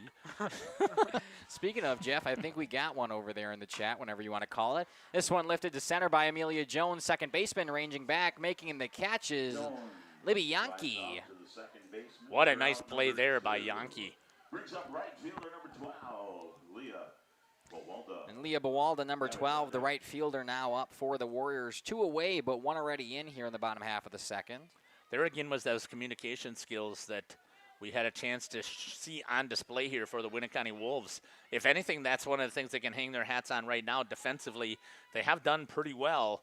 There hasn't been any mistakes. The ball has been hit hard. I mean, if I don't know how, Dominic, you'll have to show me how to be able to do this, but how can we see how many hits so far has, you can see it up here. Waupun had 5 hits already, 2 of them home runs. Yeah. Yeah, hard hit balls, not much defense can do when it's over the fence, so they're trying their best out there. They've done what they can. 3 home runs, yeah. That's right, I forgot. Bawalda had one, so 5 hits, 3 home runs. And one of the other hits was a double. Right. So they're hitting for power right now. Upstairs, she takes it to the third baseman who gets out of her glove. Nobody's there to grab it. Audra Schaefer over there at third. Give her the E5 for number 5, and that'll bring another base run around for the Warriors for number 21, Ryan Babish. Yeah, we talk about this all the time, especially in... Whoa. Was that lightning? Nope, you didn't see anything. Okay, yeah, I didn't. I don't know. worry That about was it. a Just camera keep your eyes flash. forward. That's what Sorry. it was. No one saw it. Yeah, it's absolutely.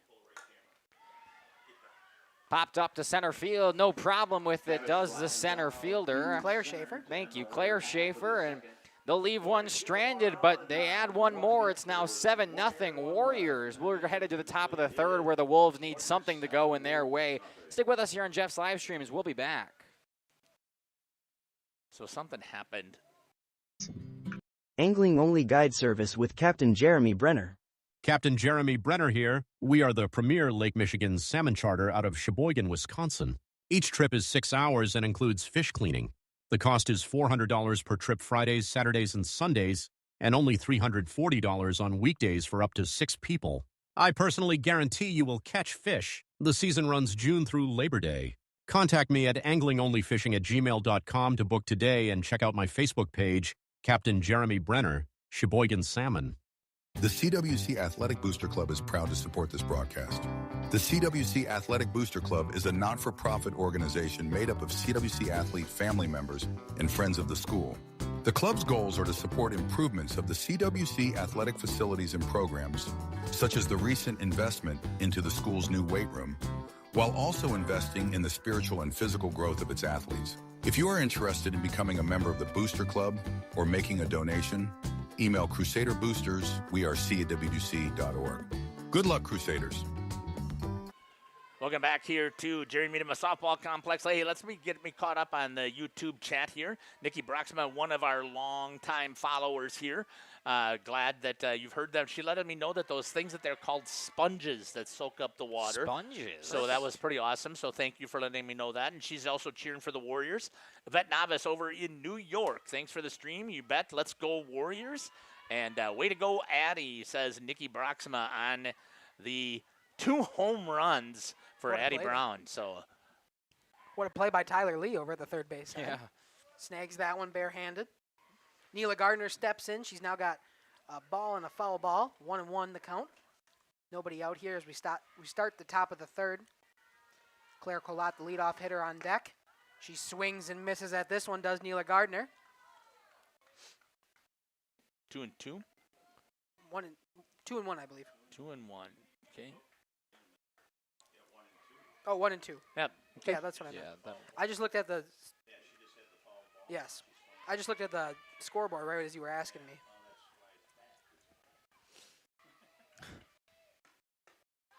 Now it's 2-2. Boy, can you hear Addie slapping that backside of the thigh as she's releasing that ball? Wow, she is dealing.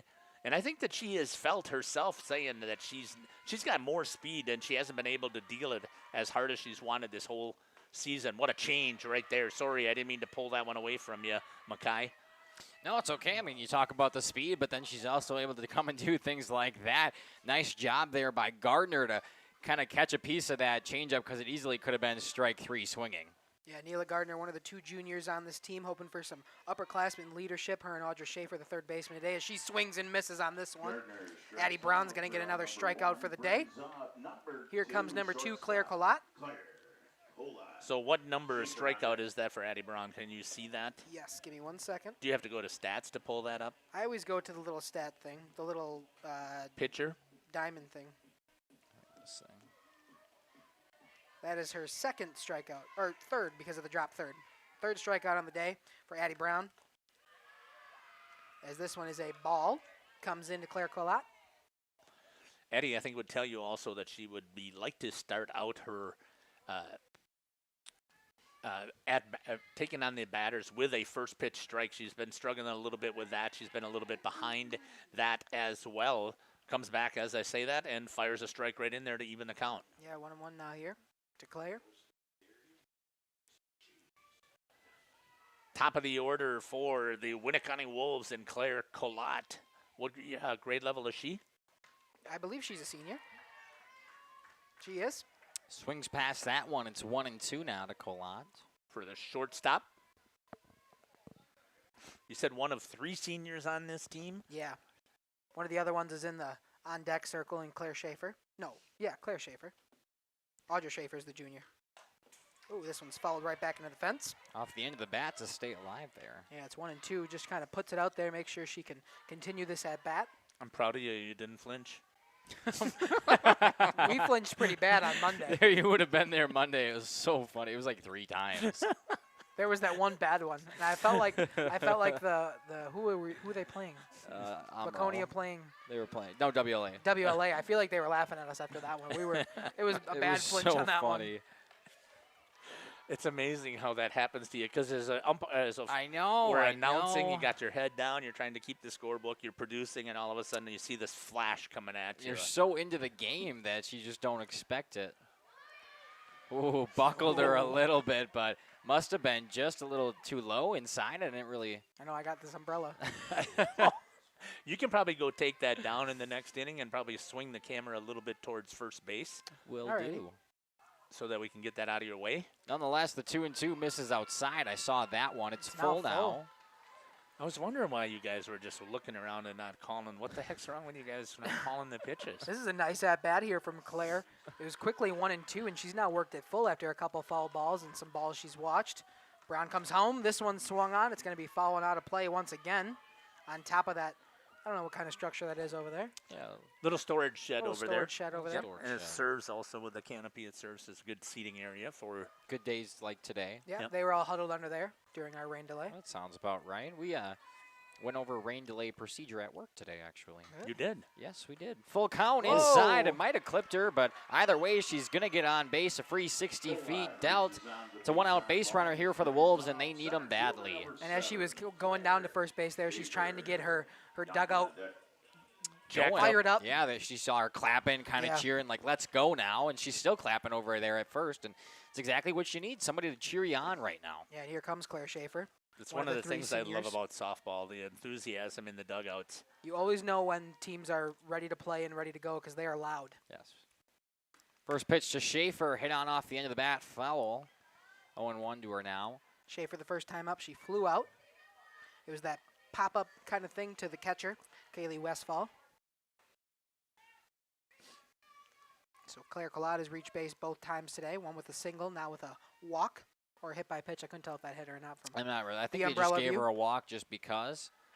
That one missed outside for ball 2. It's even at 1-1. I'm sorry, ball 1. It's even at 1-1. Well, it couldn't have missed by much. No.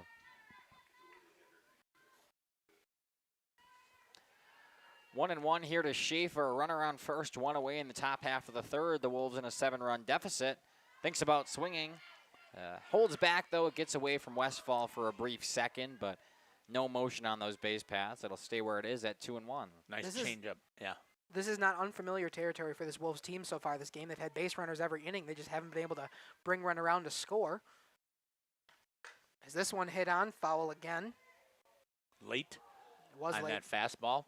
I think it hit a car based on the reaction of the crowd. Or nearly missed a car. What does it tell you that Kalata still at first base, hasn't even attempted to get too far off of that base? What's that tell you about Westfall behind the plate? It means she's got a cannon, and she's not afraid to use it. I'll tell you a couple things, though, Jeff. It's tough in this situation because if you're the Wolves, you need base runners, and I know you want to move them. Well, there you go. She's taking off there on the wild pitch from Braun, but situation like this, you need base runners, and the thing that can kill your momentum, especially when you're struggling for it, is caught stealing or something like that, a base running mistake. So, I mean, credit all due to Westfall, who has a cannon, and we've seen her produce behind the plate all season, but also situationally, you're not taking much off that base. Good call there, Kai. You should be a coach. As Schaefer fouls another one off. Whoa! Ooh, that one hit the door of that vehicle. Right. That's probably going to leave a dent. Yeah, that one looked like a denter. Right on the money. I parked quite a ways down, so. Yeah, I parked by the JV field. Swung on, lifted out to right field. It's going to get down for at least a double. Here comes a runner around third. She'll score. She's trying for 3. Here she goes. And a stand-up triple for Claire Schaefer gives an RBI in the first run of the day for the Wolves. It's now 7-1, a fantastic hit down that right field line. Beautiful hit there from Claire Schaefer. Worked a nice at-bat with a couple foul balls. Finally able to get a piece of one. It's Apo Taco into the right field, and she sends the first run home for this Wolves team. Finally, they have the momentum back on their side, even in a 6-run deficit. She'll do you a little better. Instead of swapping with the runners, she'll actually take an extra 60 feet. So she's on third for Libby Yankee now with only one away still. The sac fly is still in play, but even better, just a ball that hits that outfield grass is at least scoring her. If you want anybody up right now, it's Libby Yankee. She has 41 RBIs on the season. Yeah. Hitting .613. Are you kind of surprised to see that the Coach Navas come out there and have a conversation already with the pitchers? I am. He's upset that the music popped on during while the ball was in play. Oh, I didn't even hear it. I didn't either. But apparently what we're hearing from up here from Jeff is that he's a little upset that the music apparently popped on while it was in play there. And I think that's what he's going to go talk to. I can't remember the head coach. Tyler Lee. Tyler Lee, thank you. I think that's what it is. It could be something totally different, though. Oh, yeah, because the Wolves have been playing their own music off of their speaker. Oh. Well, nonetheless, their dugout is fired up. They don't care, considering they have a base runner at third, one away, and here comes up. I'm not sure if she's the RBI leader, but 41 on the season's quite a bit for Libby Yankee. Next closest is 24, Grace Mitchell. So, yes, the RBI leader for the Wolves by quite a few. Was that 17? Yeah, good math. Thank you. Coming from a math teacher. That one missed away for ball number 1. It's 1-0 now to Yankee. A big spot for her. Swung on this one, fouled back. It'll be 1-1. That was fouled hard, though. Even with it being fouled right back, she got a lot of it. We talk about a big spot, even if they score here, they're still down 5, but that momentum is a huge thing in sports like this, and to drive around another run would be huge, monumental in this game. I think that softball is a game of momentum. I think that it is also a game of enthusiasm and excitement. The more jazzed up that you are inside your dugout, the more your girls are jazzed up out on the diamond. Just missing on that one. She tried going back to the same spot, and I can't fault her considering she hit that edge the pitch before. It's even at 2-2, though. Came back with smoke. I would expect to see an off-speed pitch here, but that's just my guess. Swung on this one, back up the middle, it'll get through for a base hit. The RBI leader, Libby Yankee, produces one more. It's another run, and it's 7-2 now for the Wolves, who that momentum meter is tipping their way. Absolutely. 2 runs here, needed runs. 7-2 ball game brings up Grace Mitchell. We talked about RBI leaders. Grace Mitchell, number 2 with 24. She's got a runner at first, so not in scoring position, but never say never with Grace Mitchell. That's exactly right. She's got 2 bombs on the year. 7-2 here for the Lady Warriors still with only 1 out. That one just low looked like for ball number 1. In between innings, I'm going to go probably change the brightness on that camera a little bit. It's a little too bright now, and also take down that umbrella so we can see a little bit better. That'd be great. Absolutely, that works for me. I'm always just waiting to hear if I can hear him say strike or not before I make a call. Usually. Foul ball down. I know that one. That's going to be a foul, 1-1. Randy's not one that really says the strike balls and strikes very loud. And he usually doesn't give a lot of, at least I haven't seen a lot. There he did. Yep, he just did there as soon as I said that. 1-1 here to Grace Mitchell. Sorry, I don't mean to keep hitting your foot. Swing and a miss. She got her with a changeup, and she was way in front of that pitch. How do you not laugh at yourself? Oh, man.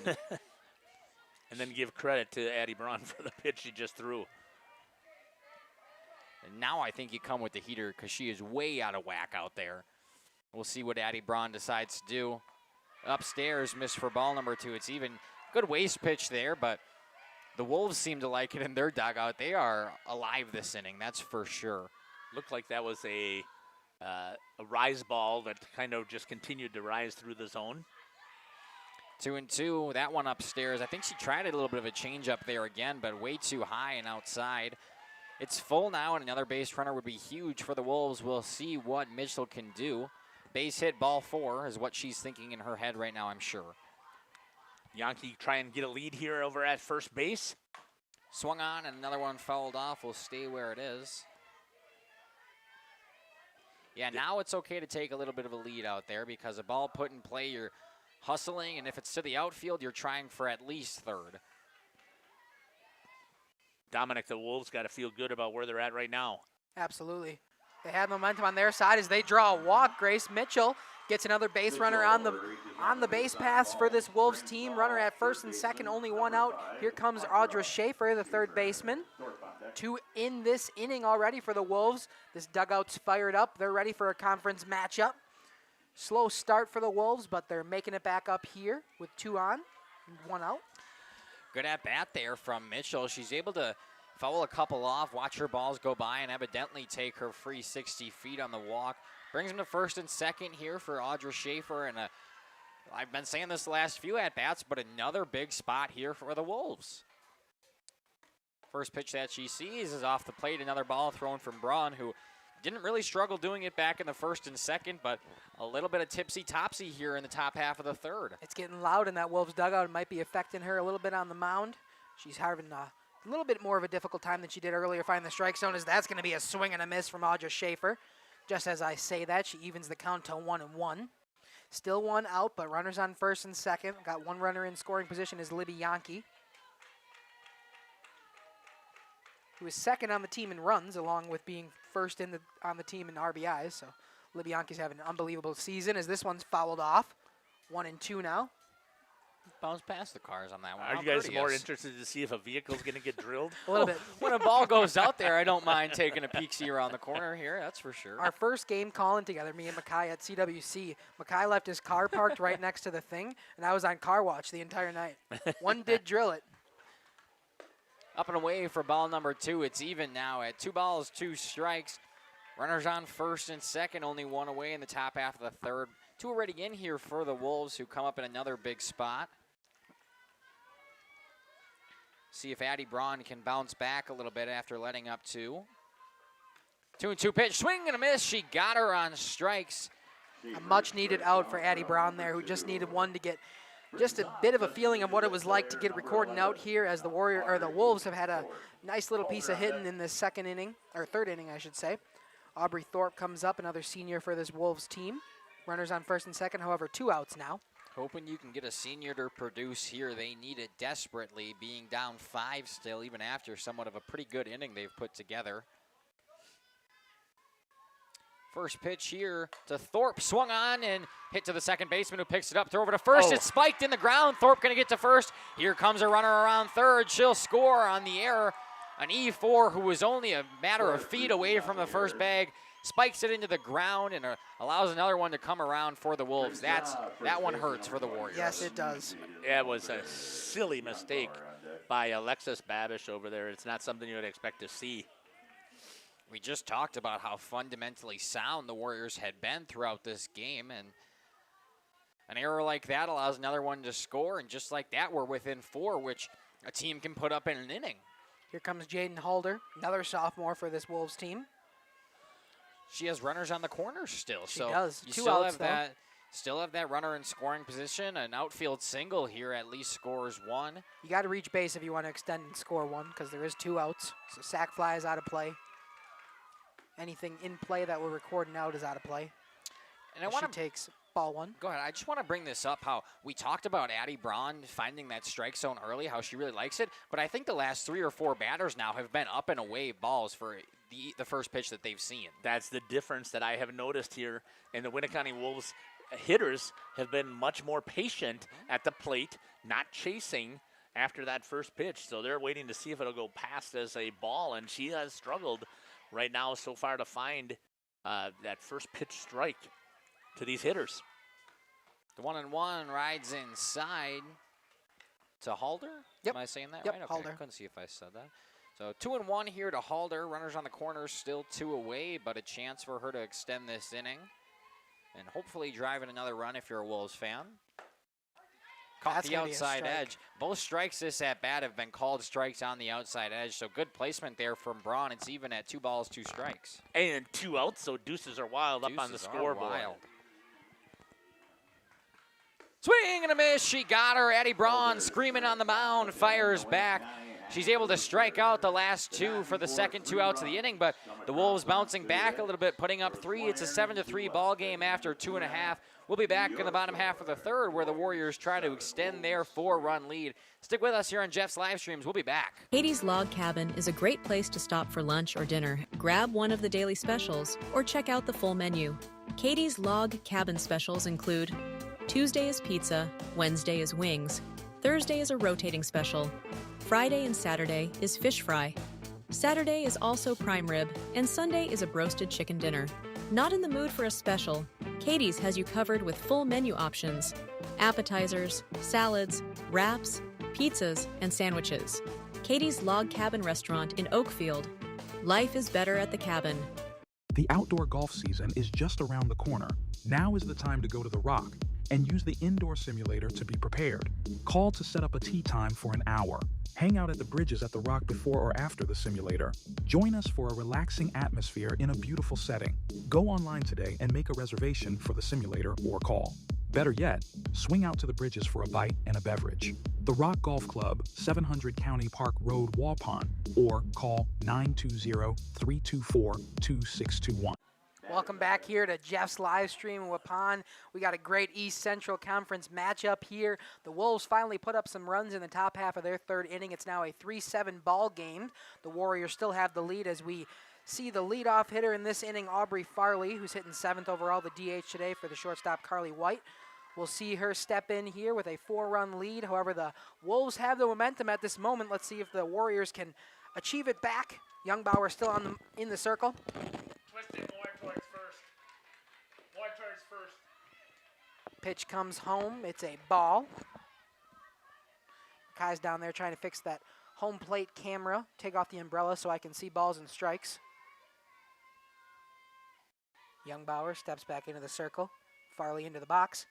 Pitch comes home, is swung on. Foul ball just popped over the fence. Whoa. 4 towards first.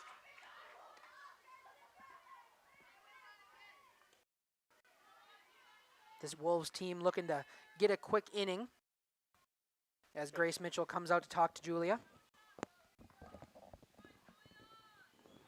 She's getting encouragement from her infield, from her dugout. The Warriors are loud in their dugout as well, trying to swing momentum back towards them.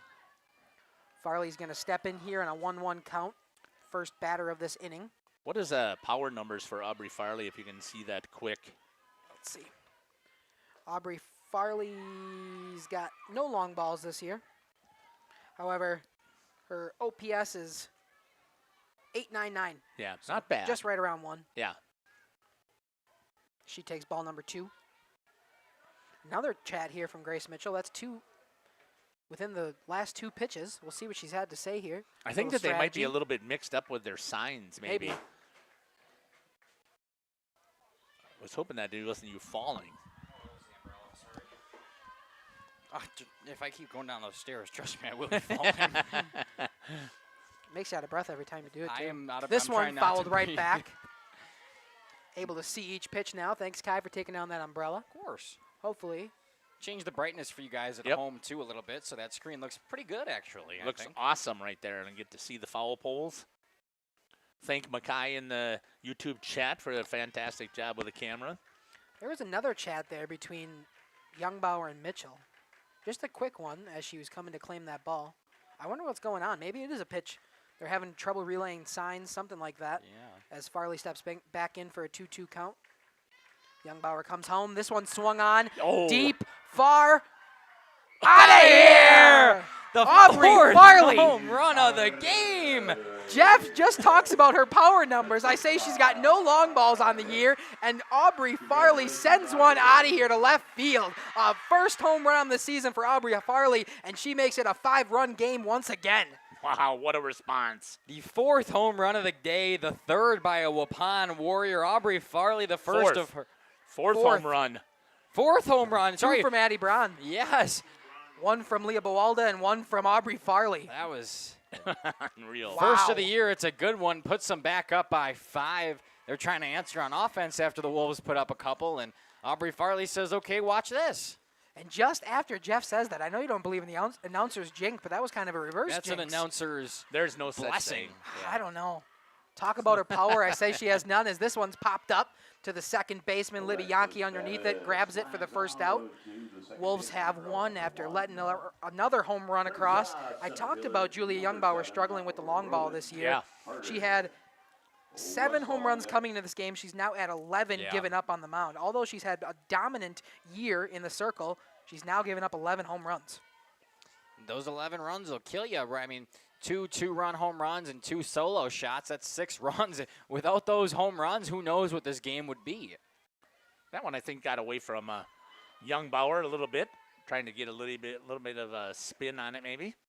Slipped out of the hands. Maybe the balls are just a little slippery with this wet ground. This game was supposed to start at 5 today. It's 7:02 right now. I'm rolling the bottom of the 3rd inning. Just put that into perspective a little bit.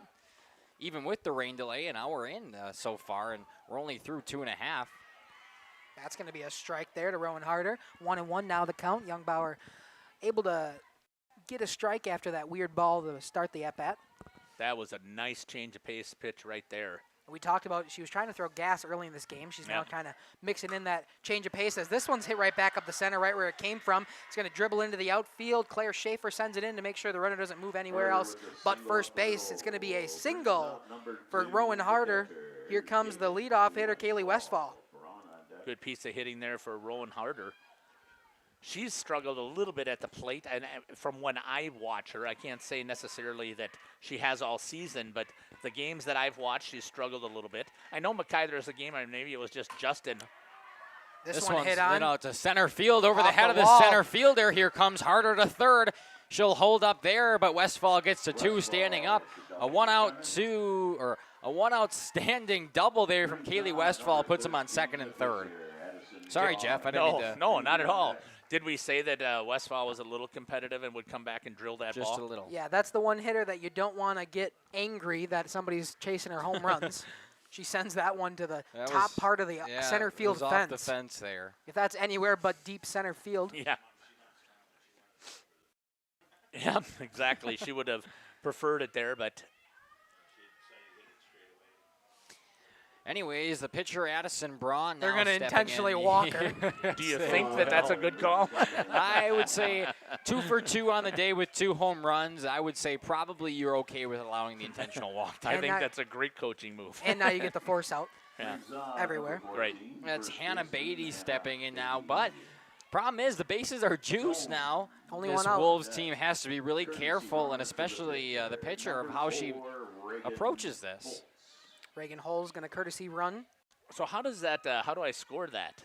What? The courtesy run? No, the automatic walk. Press in play. In play. Okay. And then top right is intentional walk. Okay. Perfect. Yep. There you are. Didn't take it, but no, it did not. See, I was like, there it is. You're good now. Here comes Hannah Beatty stepping in. Youngbauer checks her signs. Bases loaded. They're juiced with one out. She gets a piece of one, but it's foul. Back into the fencing. Beatty has flown out twice. It would be nice. She's one of the few Lady Warriors who doesn't have a hit. Yep. If you're a Warriors fan, you want to find that gap in right center right now because your center fielder is pinched a little bit to left center. You'd love to stick one opposite field over there in the big gap. At least scoring 2 with one that hits the outfield grass. Extending the lead to 7 would be huge for the Warriors to get that momentum back. We thought the Wolves had it, but now off of another shot here, the Warriors are able to put up 1. And like I said, the bases are loaded with only 1 away. Are you impressed with so far the response that the Lady Warriors have had for the Wolves' answer? I think I'm pretty thoroughly impressed. I would say that. Yeah, I mean, they gave up the 3 spot and they come right back on it and go right back offensive. Upstairs for ball number 2. 2 balls, 1 strike here to Hannah Beatty. Tried a little change of pace there, just too high. Just hung just a little bit. But I still think that was a good pitch because you want it high, and with it coming in, we know this. Whether you're baseball or softball, anything that's coming towards the eyes looks like a beach ball coming at you. Swung on. I think it's a little too shallow high. Center field. Center fielder ranges in, makes the catch, throw home. It's a good one, but it's cut off by the pitcher, who was trying to go to third, and I think that was the wrong call, but nonetheless, it's going to be a sac fly for Hannah Beatty. The runner comes around and scores. It adds another one. It's now 9-3 in favor of the Warriors. Yeah, that's an interesting grab there by Youngbauer. I think they could have used a little bit more communication. Tell her to leave that one, give it a chance at the plate. Second base runner, Kaylee Westfall, was not even moving there. So maybe could have had a play at the plate to get an out. Nonetheless, one comes across on a sac fly. It's now a 9-3 ball game. Yeah, 9-3 with 2 away, but they're still on first and second here for Amelia Jones. That's going to be a strike. Nice changeup. Breaking ball. You really got to pay attention to Kayla Westfall. How many times have we seen her? Maybe you haven't seen enough of this, Makai, but this is where she loves to steal. She gets a huge secondary over at second base, and she waits to see what the response is. And as the ball's getting thrown back, she'll take and turn it. I think it'd be a good time for her to do it right now. You're up 6. You can kind of play around a little bit. It'd give her an even 20 on the year. No, you're right. Never make the ladder. I agree with you. But I still think it's Westfall. It'd give her an even 20 on the season. Yeah, it would be great to see what happens here. I think this is a situation to do it. Another one popped up to Schaefer, the center fielder. She calls for it, makes the catch, no problem. Third out of the inning, but 2 in for the Warriors. They're able to answer, bringing this lead back to 6. That's where it sits, a 9-3 ball game after 3 played here in Waupun. We'll step aside. You're listening to Makai and Dominic Ackerman along with Jeff Sauer on Jeff's live streams. Stick with us. We'll be back. Sam's Well Drilling is a family-owned business with over 75 years in the water well drilling industry. We can help you with all of your well drilling needs. Our crews are experienced at finding the proper location, setting up the rigs and equipment in all types of circumstances, and drilling to the appropriate depth so that you have fresh, clean water. Sam's also drills wells for commercial and municipal projects. No project is too large or small for Sam's Well Drilling. We at Sam's are thankful to be involved in supplying the well water needs of people all over Wisconsin. Sam's Well Drilling, well worth it. The Oakfield Booster Club, a nonprofit organization that supports athletics and other projects that affect the youth of the Oakfield community, is a proud sponsor of the Mighty Oaks game. The Oakfield Booster Club helps pay the participation fees for numerous teams in summer leagues, provides funds to upgrade equipment, donates to local organizations and charities, and provides several scholarships to senior athletes annually. The Oakfield Booster Club wishes the Mighty Oaks good luck. Let's go, Oaks. King. Welcome back here to Jerry Miedema Softball Complex here in Waupun. The Waupun Warriors are up 9-3, coming up to bat here in the top of the fourth for the Winneconne Wolves is Julia Youngbauer. Then it'll be Neela Gardner. Thank you. And then Claire Colat for the Winneconne Wolves. And right now, Winneconne's got to come up with some answer for the offense, more so for the Waupun Warriors. They've done a fantastic job so far of getting after Eddie Braun after the first two innings. Now they've figured out, I think. We'll see if they got it figured out or not. Talk about somebody who needs to put something together here is Youngbauer. I mean, not necessarily because she needs the offense, but because her on the mound in the defense today, and obviously the long ball, she's let up 9 runs through 3 innings, and you can never blame a loss on a single person, but through 3 innings when your pitchers let up 9, it's kind of hard to look other places. So I mean, a leadoff single, been 5 home runs yes, too. Exactly.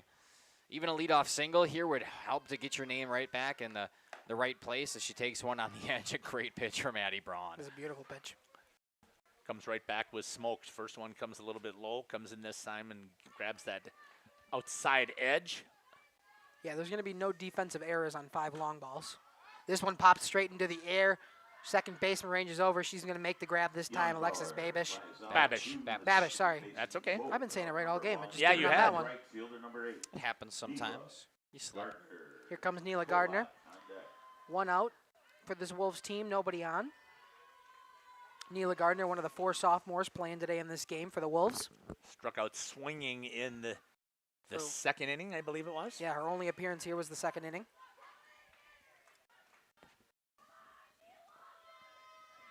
Was it, or was it last inning? Did she start that inning last time? No, it could be. I don't know. I guess I'd have to. Do you pop open the book to look at it? Yes, it was. It started that 3rd inning for this Wolves team was the strikeout from Neela Gardner. Yeah, the 3rd. Yeah, you can pop open the book. Yeah. That's what I did. That's the only way to find that stuff, because we've been talking before about we don't know enough about the program. Also trying to figure out is there a way to share the live score with 2 different iPads? That we haven't been able to figure it out either. Possibly. I know. There should be a possibility. That's why I'm posting. You mean like an iScorecast synchronize? I don't know. Is that the one that synchronizes with the broadcast? Maybe. I don't have internet, so I can't tell. You have internet Oh, hooked the up to your iPad? MiFi's. Yeah, MiFi's are sitting right over here. Sorry. We'll see if I can do it in between innings. As this one's hit on to the second baseman once again, makes the throw. Alexis Babish. I completely lost it now. 2 up, 2 down, both to Babish. She catches one in the air. She takes that one, throws it over to first. That brings up number 2, I believe, or the leadoff position now. And who is that? Claire Colat. Thank you. Claire Colat stepping in with 2 away. 1 for 1 on the day with a walk her last time up to start that that 3rd run comeback inning. Don't say that, Jeff. There's this announcer's jinx that these people believe in. That'd have been something there if that was a hit, huh? Jeff, just because of that, I hope she puts this one over the wall. Not just because of that. I would love to see one over the wall for this Wolves team.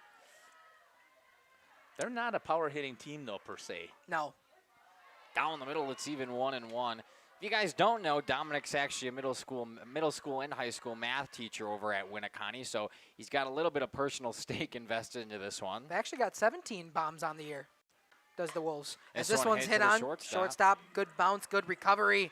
She's going to get the out. That's a 6-3 put out. And there it is. I guess we don't have to talk about the announcers, James, because it's a 1-2-3 inning of it existing, so you're right. The Wolves go down in order here in the top half of the 4th. Score stays where it is, 9-3 after 3.5. We'll step aside, hear from some of our sponsors. You're listening to Mackay and Dominic Ackerman along with Jeff Sauer on Jeff's live streams. Since 1926, we have been known for our first-class buildings and canopies. Did you know we do all kinds of metalwork? We offer a variety of decor available for purchase from other businesses. Designs range from holiday decor to sports to hobbies. Finished items can be wall hangings, outdoor garden decor, coffee tables, and so much more. If you are looking for address plaques, property signage, or awards plaques, King can make them. These are highly customized and durable products with your own street number, name, or event. A variety of fonts are available, and we can add our automotive-grade paint in a custom color, suitable for indoor or outdoor uses. Pricing varies. Call Joe Barnes at King Manufacturing. From design to completion. Whether you enjoy the sunshine of summer with boating, jet skiing, UTV riding, mowing lawn, gardening, or camping, enjoy the leaves falling in autumn, getting to that perfect nature walk or hunting, or enjoying the Wisconsin snowfall hiking, four-wheeling, snowmobiling, traveling across the state, or just driving up and down your driveway, call PT Tire and Service for all your automotive and recreational needs. Call 920-346-TIRE. Welcome back here to Jeff's live streams. Leading off for the Warriors, Leah Bawalda, who steps in and takes a pitch inside for ball number 1. Leading off the bottom half of this 4th inning, where the Warriors have a comfortable 6-run lead. She has hit the ball really hard, a home run and then a hard shot to the third for an error. On base twice today. Oops. Goodbye. Speak of it, that one's up and out of here. Bawalda with her second, the Warriors' 6th home run of the ball game. Youngbauer's got to figure something out as Bawalda hits another one over the left field fence. Dominic, it's so funny you talking about how poor Youngbauer has been on the season with giving up the long balls. What is that, the 5th, 6th today? 2 from Addie Braun, 2 from Leah Bawalda. That's her second of the day, the 6th bomb by this Warriors hitting staff. And phenomenal game for them so far. They're up 10-3. There's not really much more you can ask from an offensive perspective, and we're only in the bottom of the 4th inning. Geez, I wonder if we should start talking about who we're going to interview and who might that be. I wonder who you could think of, Jeff. I don't know. I'll have to think about this a little harder. You bring up the entire just line them up along the foul line. We'll go back to back to back. Go one by one, Jeff. Just like they have been doing with their home runs. We'll see if Ryan Babish can send one out of here. That one inside and in the dirt for ball 1 to Babish. So a nice day from Leah Bawalda. Now she's 2 for 3. She's reached base all 3 times. Well, reached base if you want to call it. 2 home runs and obviously got the first on the air. That's correct. A lot of them, actually. Yeah, I think some OPSs are going up in the air. Oh, right back to Youngbauer, who recovers sort of first. Got her. Good recovery. But, yeah, Jeff, some OPSs are definitely going up after this game. A 1-3 put out there. Youngbauer gets it for the first out of the inning. Surprised that nobody is actually asking her if she's okay. Because she got drilled. Yeah, she did. I think it hit the glove. I think it hit the glove first and then her ankle. Oh, really? Maybe. Okay. Yeah, Either way. It didn't look like it from me on the instant replay, but I wasn't looking to see if it hit the glove. Either way, it still hit hard and it hits absolutely. the body. Yeah. Anyway, stepping in now, Aubrey Farley. Got some fresh popcorn. I was going to say, smells like kettle corn or something. This is the bad thing about this place. Sitting right up here. You get everything that they make comes wafting right up here. When I went down to change that camera, I said, man, that pizza smells pretty good. Yeah, maybe we'll have to get one here in the 5th inning. Right. Farley takes that one for strike number 1. That one rides inside of her. She's able to move the hips out of the way. It's even 1-1 now. She kind of waited. I wasn't sure if she was going to stick in there to take it, but then last second she kind of just jolted the hips back. She had time to watch it. She could watch her fate as it came in on her. Nonetheless, 1-1 here to Farley. Swings on this one, lifts it up to the center fielder, Schaefer, and actually the second baseman moves up. That's Libby Yankee. Shallow center field. She makes the catch for out number 2, a P4. That was a really nice change-up pitch there that she had, and Farley ended up getting underneath it. Now number 16, Ryan Babish steps up here in the bottom of the 4th. 1 in, 2 away for the Warriors. This one's actually Alexis Babish. Yep, I'm sorry. The freshman. That's what I meant to say. Yep. It's okay. You got her last name right as she takes a ball. She should have an A on there. I don't see an A. So Does Ryan have the R? I don't know if she does or not. That's a good question. They say you can just distinguish by the numbers. As that one's low again. 2-0 the count now to Babish.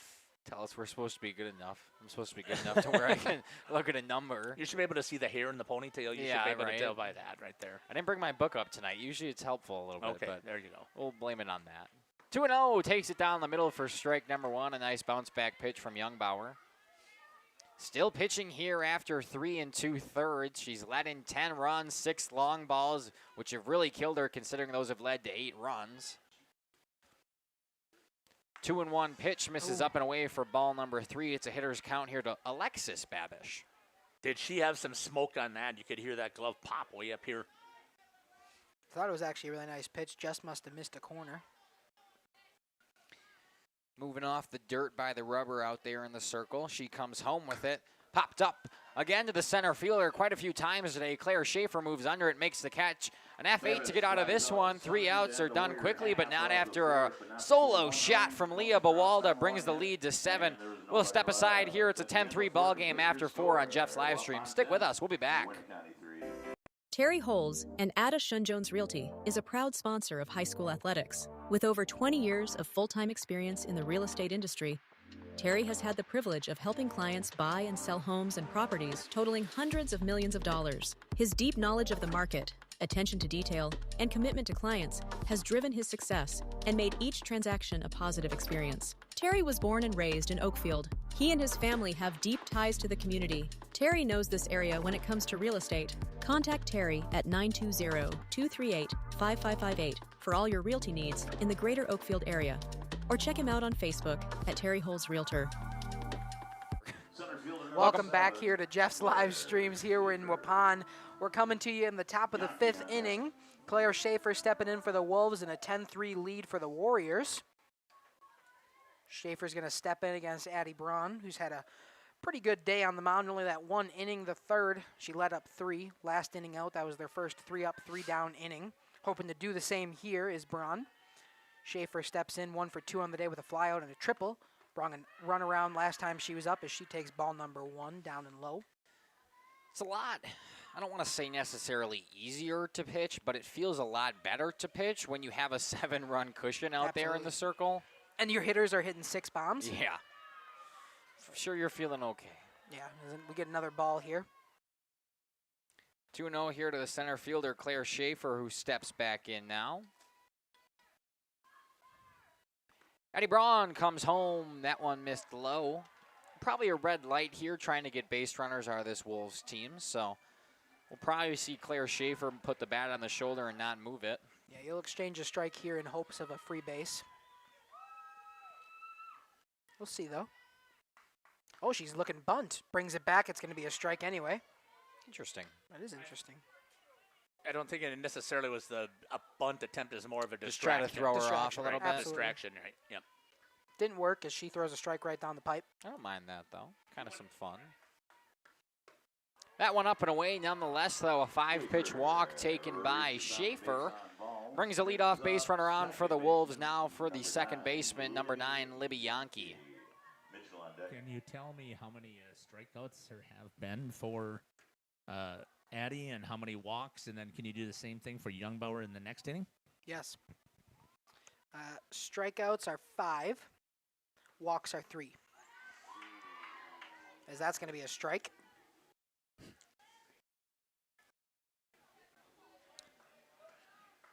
It's been a long day already.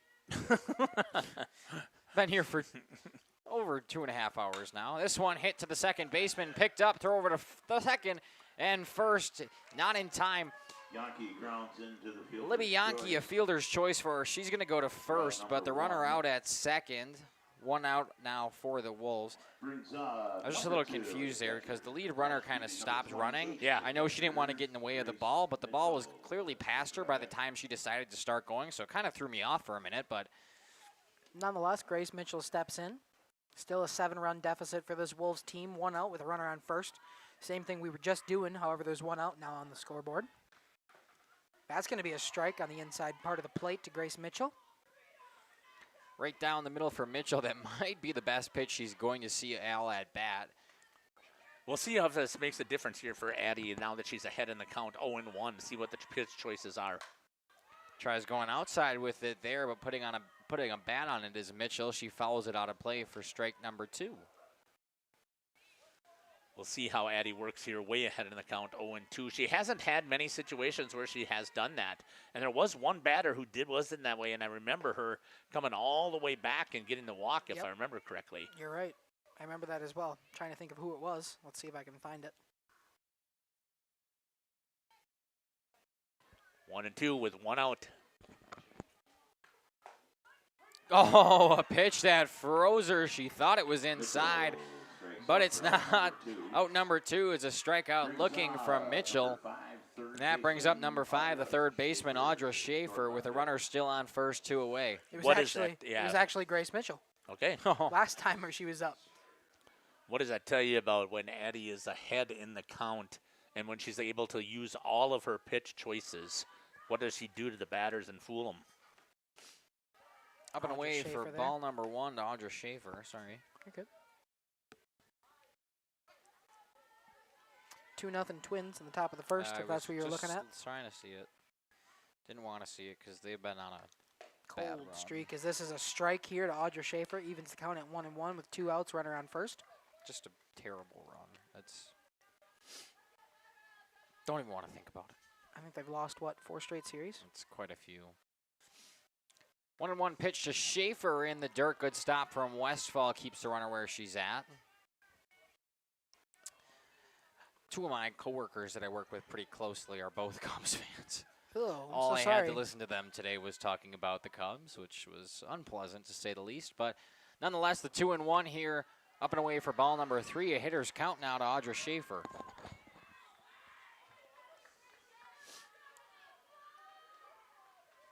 Runner on first is still Libby Yankee. Traded places with Claire Schaefer with the fielder's choice. Schaefer now 3-1 count. She's going to swing on it. It's over to the second baseman. Alexis Babish throws over to her first baseman, Hannah Beatty, for the 3rd out in this top of the 5th inning. No runs scored for the Wolves. It's still a 10-3 ball game. The Warriors going to come up to hit in the bottom half of the 5th. If they can score 3, it's over here. We'll see what we got. We're going to take an ad break here on Jeff's live streams. Mackay, Dominic Ackerman, and Jeff Sauer will be right back here. Stick with us. Born from a single retail project, WDS Construction has evolved into a nationwide general contractor and construction management company. But we're so much more than that.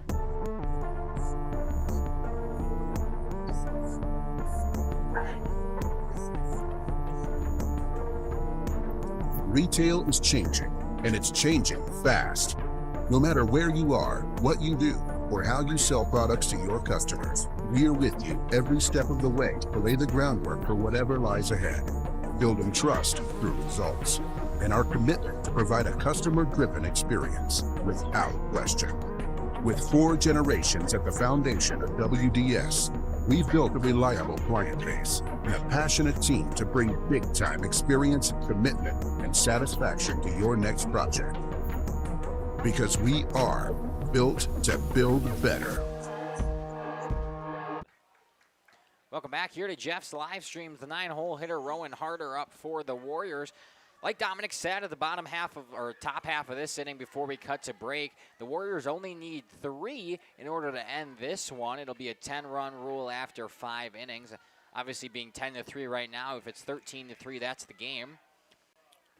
Well, then we better start having a conversation. Who do you think we should be interviewing here? I mean, we got a couple. I like to do about 3 maximum plus coach, but if we go to 4, it's okay. I would say, I know we all have 2 for sure after that. It's kind of a horse apiece considering how good this offense has been today, as this one's lifted into the shallow infield. Catcher comes back, makes the catch for out number 1. So that's impressive to me. Oh, yeah, so Schaefer was... I don't remember. What happened in the last out? 4-3 put out. 4-3 put out. I thought I'd put that in there, but Now I we guess have I a didn't. P2 to start this one. Yep, thank you. Kaylee Westfall steps in. We were just told her last hit last time up was her 150th on her career, so congratulations to Kaylee. That's an impressive accomplishment as she gets hit by a pitch here. That's her 151st hit by pitch? No. Yeah. Yeah, 150 hits on a career is very impressive, like we continue to talk about. Phenomenal season from Westfall, a phenomenal career as she continues to just break records and have fun playing the game that she loves. 150 hits. Can you imagine? I mean, you only can do so if you're started as a freshman and playing as a freshman, because that doesn't happen otherwise. Yeah, she's at 36 this season, so the 150 had to come from earlier seasons when she was an underclassman. Still doing it here, her season for 100. Addie Brown takes ball number 1. I think she's definitely a interview candidate today with her 2 home runs I would and say she was a possible one of the 2 win on for the mound. sure. Addie Braun, Leah Bawalda, Keely Westfall probably, because she's been on base quite a few times now. And with the career accomplishment. Yeah. Quite a few, Jeff, we can get you down there doing. Yeah, I got Addie and I've got Bawalda. I didn't. Who are some of the others besides Westfall? We named Westfall. Maybe Aubrey Farley with a home run, her first one of the season. That's a good one. It's always cool to interview the home run candidates. We like doing that, considering they're a lot more rare in high school sports. Do we have other multi-hit? Let's see, multi-hit. Westfall, Braun, Leah Bawalda, Aubrey Farley, Rowan Harder, multi-hits. Wow, so there you go. I don't think we've talked to Rowan forever. I know we used to talk to her a lot for basketball. Senior here, we're running out of chances to talk to Rowan. As she fouls one off, did Addison Braun. I didn't hear it, so I'm glad that got a piece of that to stay alive for Addison. So I definitely think we're going to talk to Addie. We're definitely going to talk with Leah. Defensively, I mean, we haven't really. This one swung on out to deep left, but it's caught in the glove of the left fielder. We were almost changing up things. No, that was been Addie Braun again. Oh, I'm sorry. It's funny when you're having such a great game like Addie Braun is having. Yeah. A routine fly out gets all 3 of our broadcasters almost standing Saying, up here. "Whoa." Whoa. Yeah, exactly. You know you're having a good game when. 2 away here for Hannah Beatty. Hannah Beatty, the cleanup hitter who follows that one out of play. Dominic on car watch with the window next to him over here. That's what I do. Kaylee Westfall still standing at first after she was hit by a pitch earlier in this inning. Hannah Beatty's 0 for 2 on the day, but did have a sac fly her last time up, so she's been able to score a run across the board with an RBI. However, hasn't been able to reach base herself. She'll look to do it here. That one hit to the shortstop, who makes a nice catch, and L6 leaves one stranded. The score stays where it is. Both teams put up zeros. It's 10-3 after 5. We're headed to the 6th inning where the Winneconne Wolves are running out of chances. Stick with us here on Jeff's live streams because we'll be back. Generations Lanes of El Dorado. Join one of our adult or kids leagues or bowl in our monthly Friday night tournament. Or get a group together for a family or corporate bowling function. We are more than just bowling. A great spot to bring your family for a meal. Awesome homemade pizzas and soups, as well as appetizers, wraps, and sandwiches. Daily food specials. Fish Fry Friday. Open daily at 11 with the kitchen open late. Ask about us catering your next function. We are home to Laconia Bowling and proud supporter of the Laconia Spartans and all student athletes. Looking for something special in your child's education? The choices you make for your child today will impact their future forever. At CWC, we provide a Christ-centered education that shapes students academically, spiritually, and personally. From our exceptional elementary and middle schools to the academic rigor of life-enriching programs of our high school, CWC offers a place for students to grow and thrive. Our approach integrates faith into every subject, helping your child see the world through God's eyes. To learn more or schedule a visit, go to wearecwc.org.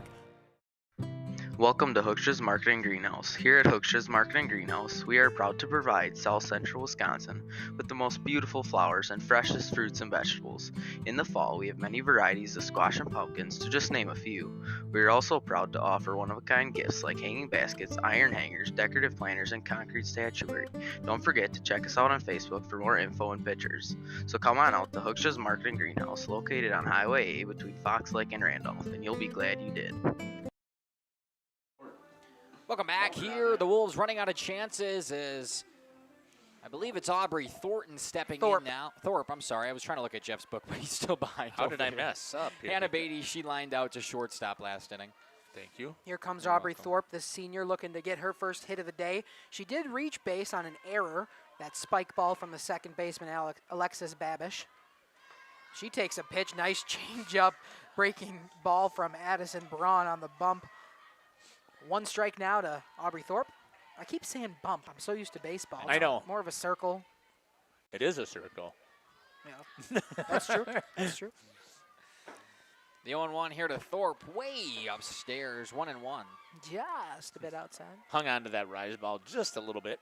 Pulled it with it. Give her the euchre. 1-1 here to Thorpe, who steps back in. Audie Braun still dealing. Oh. Change up, got her swinging way in front of it. I think I said Audie Braun. It's Addie Braun, excuse me. Audie like the car? Yeah, that's the one. Anyway, a beautiful changeup from Addie Braun there. Well, the way she's driven the ball, you can call her an Audie. Popped out to right field, but tracking foul. That's where it'll stay over in foul territory. Thorpe staying alive here. The count's still 1 ball, 2 strikes. Interesting. I just noticed Carly White out there does not have an infield mask on. Is that just a preference thing? Yeah, that is a preference. She has not worn one most of the season. Wow. Just got a piece of that Yes, one to she stay alive. did. Just made contact to make sure she can stay here. The Wolves down to their final 6 outs. Want to bet that it's coming back with a changeup? Seems like that's what she's been doing. She's been doing good at it too, Addie Let's make Braun. some money on that. I think that it would be. Heater inside. It doesn't know. Change up. It's a heater inside. It looked pretty way too far, but zone starts to expand when you're in the 6th inning and it's a 10-3 ball game. Yes, it does. Here comes Jaden Halder. Wind is picking up, and it's switched now. It's going out to right field. Thanks again to the 31 people who have joined us with us. Again, hope that you've enjoyed our broadcast here. I know that we're having a blast. I hope you guys feel it up here. We always have fun calling these things. That's why we do it. And I know we'll mention it at the end of the game, but if you're a Warriors fan especially, we've got a huge tournament in Oakfield tomorrow. Jeff, Justin, myself, and Cameron Hatcher, I believe, will be there from CWC. But we'll all be in Oakfield tomorrow morning. First game starts at 10, where we've got a ton of star-studded lineups, especially one from this Waupun softball team, who's hopefully coming into tomorrow morning off of a win. Taking on, I believe their first game is at 10 o'clock against Neenah, if I remember correctly. So, yeah. So they're going to start off with a honorable mention in Division I. Remind me now, Waupun is a D2 school, D2, correct? right, Okay, yeah. so they were ranked in D2, slipped out, but could be back in with the win over Kewaskum, and now first game they're playing the honorable mention Neenah of D1. Should be some good games all around tomorrow. I'm really excited to get there, actually. I'm sure I'll be laying in bed tonight just thinking about how the different ways we were going to set up and the fantastic. I catch myself going with all the ideas that come through my head, but 1-2 here. Swing and a miss. She got her. 2 up, 2 down. And a nice way to start here, the top of the 6th for Addie Braun in the circle. Here comes the pitcher. Julia Youngbauer, 3-10 ball game. I don't know why I said 3-10. That's a lot of at-bats today. No. Youngbauer's 0 for 2 flyouts. She would love to record a hit now. Anyway on is this Wolves team, just hoping with only 4 outs remaining. She's going to take a strike right down the middle. Yeah, I wonder how much the Wolves, we'll go back to that 3rd inning. The Wolves came and put a 3 spot up. They had all kinds of momentum. They were juiced in the dugout. And Waupun comes back and puts 2, erasing almost all three of those runs. Popped up here is Youngbauer, but it bounces out of play. Nice grab from a young man over there. Yeah, in fact, you say that, and ever since that 3rd inning, they've had no hits. Right, exactly. It just took the air right out of their sails, I believe, in watching what we're seeing here. I mean, you don't see as much enthusiasm and excitement out there. No high-fiving, no celebrations out in the field. Popped up into center field. Center fielder Rowan Harder ranges in, makes the catch. A 1-2-3 inning. The Winneconne Wolves go down in order, and that's the end of the top half of the 6th, where they put up another 0 spot. That's 3 straight, and let me tell you, they're running out of chances with only 3 outs left. But first, we'll see the bottom half of this inning where the Warriors try to look to put it away on themselves. We'll be back in the bottom half of the 6th. Stick with us here on Jeff's Live Streams. Andy Kolker at My Property Shop is ready to assist you with your real estate needs. She prides herself on quick and smooth transactions with excellent negotiation skills. She is the local agent who puts your needs ahead of her own. Andy has already sold over $1 million in property in the first quarter of 2025. Do you want quality, detailed, accurate information in the real estate market? If so, contact Andy today. My Property Shop, located at 6 East Franklin Street, Waupun, or call or text 920-296-8738. Hello, this is Jeff Sauer with Jeff's Livestream. We hope you're enjoying our broadcast. Our purpose, first and foremost, is to bring glory to God. Second is to draw attention to the student athletes, promote the great things they and their schools are doing, and promote the businesses and the people running them within our communities. Our mission is to create memories for student athletes, families, teams, and communities, as well as allowing for viewers to see their athletes or teams perform regardless of where the viewer is located.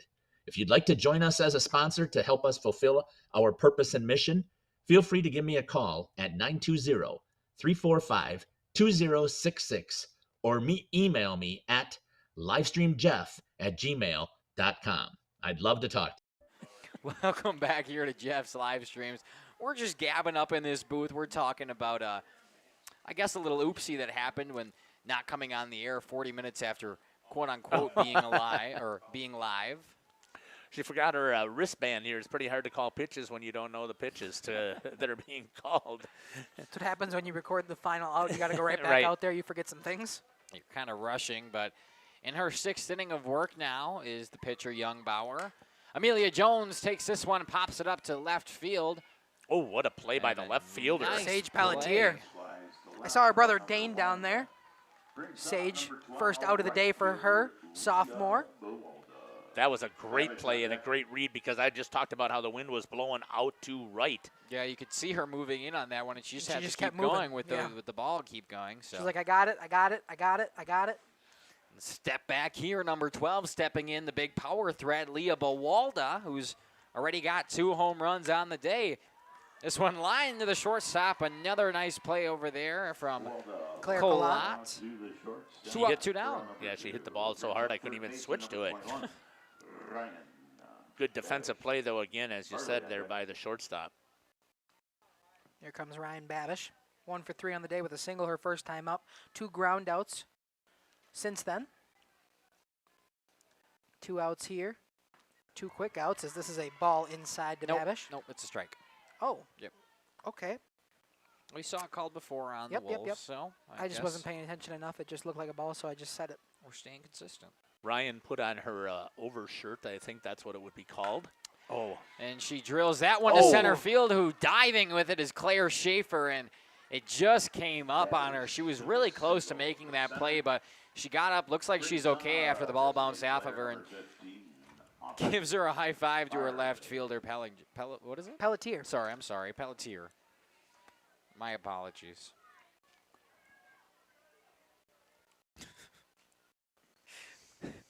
Looks like we're going to have a pinch hitter, maybe? Gets a nice, that was a hard hit single. Yes, it was. Yeah, it was tailing away from the center fielder. There's no way she's catching that. Now batting. Number 28, Carly White up now, who's a pinch hitter for... Oh, yeah. Yeah. Sorry. Tell me. I couldn't see the number. It looked like a 30-something. I could see it. Okay, sorry. Carly White stepping in. She was playing the flex. She'll just take over that DH spot, designated player spot, whatever you want to call it. She steps in with a runner on first and takes a first pitch ball. First pitch she's seen today. Mm-hmm. She did a nice job over at shortstop. Even without wearing the mask, and she'll rip that one into left field over the glove of the third baseman. A station-to-station 2-out single there from Carly to White brings them to first and second for Alexis Babish now.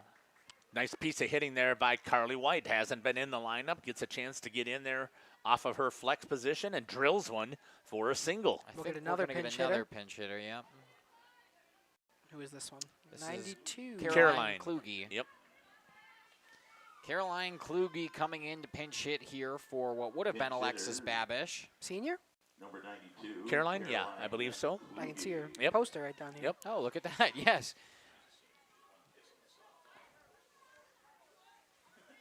Caroline Kluge steps in. Runners on first and second. 2 away here in the bottom of the 6th. First pitch that she sees is a strike. Upstairs for strike number 1. Kluge steps back in. Runners on first and second. 2 outs here. Nice 2-out hits from Babish and White. Swing and a miss. She's down 0-2 quickly. That was a nice pitch right there. It was. Nice off speed to get her chasing out front. I got to tell you, with the food coming up from down there, I don't say anything. I am feeling hungry. Another swing and a miss, and that's going to be a strikeout to end the inning. Youngbauer gets another 3 outs, but it might be too late for this Wolves team. It's still a 10-3 ball game. We're going to head into the top of the 7th. We'll be back here shortly on Jeff's live streams. We appreciate you sticking with us through all this. Going to take an ad break here. We'll be back after this. Booster Club, a nonprofit organization that supports athletics and other projects that affect the youth of the Oakfield community, is a proud sponsor of the Mighty Oaks game. The Oakfield Booster Club helps pay the participation fees for numerous teams in summer leagues, provides funds to upgrade equipment, donates to local organizations and charities, and provides several scholarships to senior athletes annually.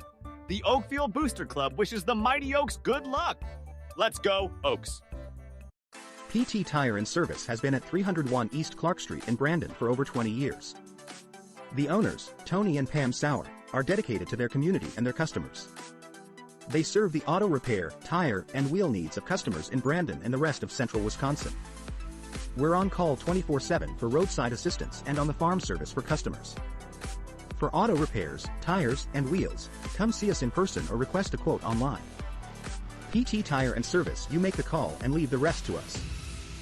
Call 920-346-TIRE. Welcome back here to Jeff's live streams. Top of the 7th inning, Addie Braun still on the mound for, well, the circle here for the Warriors. The Wolves down to their final 3 outs here in Waupun. So far a 10-3 ball game, and they've got some work to do if they want a chance in this one. Coach of the Wolves still making his way out. He's a little late out of that dugout. Gives his player a fist bump. I believe that's number 19. Or sorry, number 8. I don't know what I'm looking at. Neela Gardner. Thank you.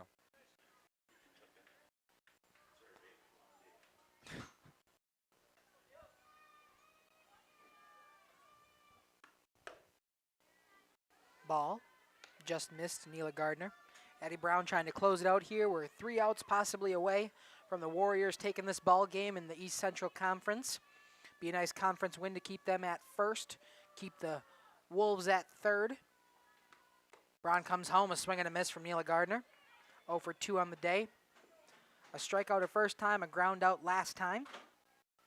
Gardner's going to step back in, 1-1 now. Whoever you want. Leah Bowalda, Addie Braun, Kaylee Westfall. Can pick a 4th or maybe even a 5th. Rowan Harder has 2 hits. You said you haven't interviewed her. Yeah, Rowan Harder. So Leah Bowalda, Addie Braun, Rowan Harder, and now I'm missing one. Westfall, Kaylee Westfall, thank you. So if you guys are in the chat and want to stick around for those interviews, make sure, because Jeff will go down there, interview those 4 ladies as well as the head coach here for the Warriors after this game wraps up. Assuming that they hold on to the victory here. They don't want to clutch defeat from the jaws of victory. What? You never heard that? No. Oh. It's now full count here to Neela Gardner. No outs here. She's the first batter this inning.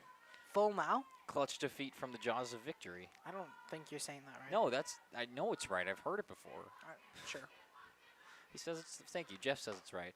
Okay. Swung on a short chopper, Addie Braun. No, Kaylee Westfall comes and picks it up. Yes, she gets her.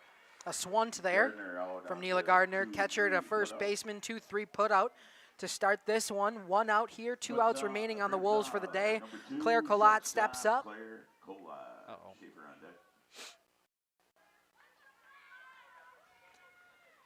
Claire Collot would love to just get on base here, give this Wolves any chance they could have. It is a 7-run deficit, but never say never. They're down to 2 outs.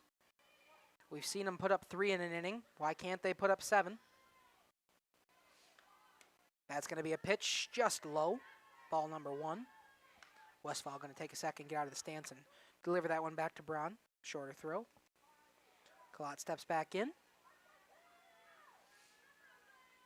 I don't know if we caught up on these chats out there or not. I can't That's going to be a strike. Jeff did it or not, but I'm going to catch up on him nonetheless. We have Nikki saying, way to go, Addie. We have Missy Holt saying the Lady Warriors are hitting them tonight. Keep it going, that's for sure. And then we have Nikki again saying, way to go, Leah. So all over the place in that YouTube comment section. The girls love hearing from you. We love hearing from you. As we're down to the final 2 outs here, 2-1 count to Colot.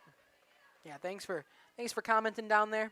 No matter what it is, no matter who you're watching for, no matter what you're watching for, we'd love to hear from you. Swing and a miss. It's 2-2 now. Even it up, 2 balls, 2 strikes. Colot represents what would be the second to last out.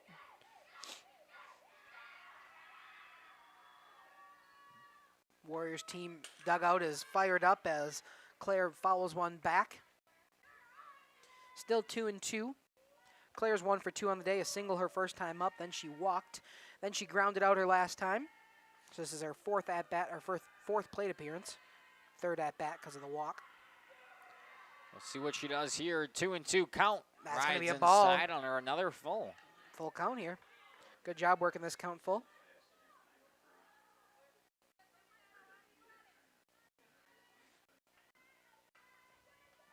Addie Braun gets the signal. Still getting the signal. Checks her wrist. You know, when Jeff didn't take his iPad now down to read off stats. Oh, well. This one hit to the third baseman, picked up, throw over to first, got her in time, a 5-3 putout, 2 up, 2 down, and they're down to their final out here in Waupun. Yes, they are. Claire Schaefer just looking to extend it, but they're down to 1 out here in Waupun, a 10-3 ball game. This ball game, I think you could really just talk about the home runs hit for this Warriors team. 8 runs on 6 home runs. It's going to be a great day. Hard to lose when you're sending those out of the park that often. Claire Schaefer steps in. Addie Braun has 2 of those home runs and been pitching great on the mound. She swings around, they say. Check swing and... Check swing just too far. Allegedly. Allegedly. A 1-1 count here to Claire Schaefer, the last out for the Wolves. That one way too far, just a bit outside. Addie Braun went right back there. She saw the check swing the first time up. She said, I'll try it again. Just that one a little too far. Westfall had to come way out of the stance and had no chance at that one as it hit the fence. 1 ball, 1 strike here to Schaefer. Swings on this one, fouled off out of play. All right. Final strike here for this Wolves team. Claire Schaefer, let's see if she can extend it. If not, it'll be a Warriors win in conference play. Addie Braun, possibly 1 more pitch, can do it. Comes home, swing, fouled off of her. We're going to see 1 more pitch at least. Schaefer stays alive on a foul ball off her shin. That was close. It was close. Thought maybe she stepped out and it hit her afterwards. Up and away, 2-2 now. Thought maybe. But I'm up here, he's down there. Nonetheless, a 2-2 count here to Claire Schaefer. Nobody on, nobody in. Swing and a miss. It's a drop third. Kaylee Westfall picks it up and applies the tag. No problem. That'll do it. A nice win here from the Lady Warriors. A 10-3 conference win over the Wolves from Winneconne. We'll step aside here, run a few ads while Jeff gathers the players down there. But he'll get the head coach of the Warriors along. Can you hear me? Yes, Jeff, we can hear me? Yep. Okay. He'll step with Addie Braun, Kaylee Westfall, Leah Bawalda, and Rowan Harder. We'll step aside to ads. We'll be right back. Angling only guide service with Captain Jeremy Brenner. Captain Jeremy Brenner here. We are the premier Lake Michigan salmon charter out of Sheboygan, Wisconsin. Each trip is 6 hours and includes fish cleaning. The cost is $400 per trip Fridays, Saturdays, and Sundays, and only $340 on weekdays for up to 6 people. I personally guarantee you will catch fish. The season runs June through Labor Day. Contact me at anglingonlyfishing@gmail.com to book today and check out my Facebook page, Captain Jeremy Brenner, Sheboygan Salmon. Terry Holes and Ada Shun Jones Realty is a proud sponsor of high school athletics. With over 20 years of full-time experience in the real estate industry, Terry has had the privilege of helping clients buy and sell homes and properties totaling hundreds of millions of dollars. His deep knowledge of the market attention to detail, and commitment to clients has driven his success and made each transaction a positive experience. Terry was born and raised in Oakfield. He and his family have deep ties to the community. Terry knows this area when it comes to real estate. Contact Terry at 920-238-5558 for all your realty needs in the greater Oakfield area. Or check him out on Facebook at Terry Holz Realtor. Katie's Log Cabin is a great place to stop for lunch or dinner, grab one of the daily specials, or check out the full menu. Katie's Log Cabin specials include Tuesday is pizza, Wednesday is wings, Thursday is a rotating special, Friday and Saturday is fish fry, Saturday is also prime rib, and Sunday is a broasted chicken dinner. Not in the mood for a special? Katie's has you covered with full menu options, appetizers, salads, wraps, pizzas, and sandwiches. Katie's Log Cabin Restaurant in Oakfield. Life is better at the cabin. The CWC Athletic Booster Club is proud to support this broadcast. The CWC Athletic Booster Club is a not-for-profit organization made up of CWC athlete family members and friends of the school. The club's goals are to support improvements of the CWC athletic facilities and programs, such as the recent investment into the school's new weight room, while also investing in the spiritual and physical growth of its athletes. If you are interested in becoming a member of the Booster Club or making a donation, email Crusader Boosters, WC@WC.org. Good luck, Crusaders. The Rock Golf Club combines a great golf experience with the unmatched beauty of the Waupun landscape. Originally built in 1927, many of the holes on the front nine play as they were initially designed. Our seamless integration of friendly service and gorgeous natural surroundings is what will bring you back over and over. Bridges at the Rock is the perfect way to end your round. Join us for a relaxing atmosphere in a beautiful setting. Go online today and make a reservation. Better yet, swing out to the Bridges for a bite and a beverage. The Rock Golf Club, 700 County Park Road, Waupun, or call 920-324-2621. Spring is here, and it's time for a tune-up at PT Tire and Service. Welcome back here to the post-game show on Jeff's live streams. He's getting down there gathering the players from the Warriors after their 10-3 victory. He should have Leah Bawalda, Rowan Harder, Kaylee Westfall, and Addie Braun. And I'll signal in him now. Jeff, take it away. Thanks, Makai, up there. Joining me now is right fielder Leah Bawalda. Leah, what a day today at the plate. Just talk about that. I felt like we were really seeing the ball in. We had a heavy hitting day yesterday during practice, so we were really just focusing in on hitting. And obviously you could see that in the whole team's hitting. How about you? I mean, it must have looked like a beach ball. They're sending that ball over the fence twice. I mean, I haven't seen that power out of you the entire year. Yeah, it felt really good to finally just hit a home run, honestly. I just had so much fun on the plate, and I felt so confident, and my team was lifting me up, so it was just a good time. Conference champs, how's that sound? Amazing. We're so happy about that. Congratulations again, and I can't wait to see you guys play tomorrow. Yeah, we're super excited about that. Seeing some non-conference teams, just getting us better, you know. Yeah. Excellent. Congratulations on the victory today. Rowan, how are you? Good. Do you need to fix that first? No, I'm good. Congratulations. We didn't get to talk to you a lot this season, but multiple hit game today. So just talk to me about your approach at the plate and how well. I mean, you hit the ball hard too. Yeah, like Leah said, we had a heavy hitting day yesterday, and we knew from last time what we did against her, so we kind of just worked to do that, and we exploded on her hits or pitches. Yeah. Talk to me about conference champs as a senior. How's that feel? It feels great. I mean, it feels good to go back-to-back like last year, and to do it my senior year, it's really cool. Awesome. Tell me about tomorrow. You're looking forward to some good competition tomorrow as well? Yes, it's definitely nice to get some more games in before playoffs just so we can stay on top of things. But, yeah, I'm excited for tomorrow. Well, congratulations, and we look forward to covering you. Great job. Thank you. All right. Addie, we always talk to you about your pitching, so let's talk about your hitting. Yeah, I mean, like Leah said and Rowan said, we had a heavy hitting day yesterday. You know, they both said that we knew what we had to do, and we worked on it. And, you know, it's just so nice to see everyone transfer into a game. So let's talk a little bit more about the game. So, yes, 2 home runs. And I know you've had the power, but it hasn't been there, flashed as much as this season. But that was a great game today. Yes, thank you. I mean, like I said, we're just working on, you know, going back to the basics, you know, coming into postseason, we start to get caught up in everything, you know, just trying to get better and better and better. But it's always good just to go back to the basics. Talk about on the mound as well today. I believe they put up a 3-spot in the 3rd inning, and we're sitting here, here comes Winneconne, but your offense shut them back down. Besides that inning, nothing. And that inning, I believe you gave up all 4 hits that you gave up in that inning. So talk about your resilience there. Yeah, we knew that they were going to be a good hitting team. You know, we were out of it a little bit, but then we all calmed down, we settled in, and then we knew that what we had to do to just come out on top. Conference champs? Yeah, that feels awesome. Back-to-back, as you said, that's really amazing feat, so congratulations. Thank you. Good job at the plate today. Thank you. Kaylee, we get to talk one more time here. What another milestone that you hit, 150 hits in your career. Just talk about that.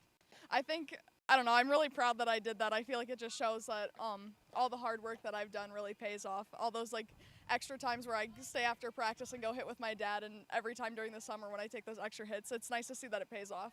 What I love about these conversations is nobody notices it, nobody pays attention to it while the game is going on. That's not something that you even look at celebrating, but then you acknowledge it now about all of the hard work. So that's so awesome to see from you. Just talk about, again, those accomplishments.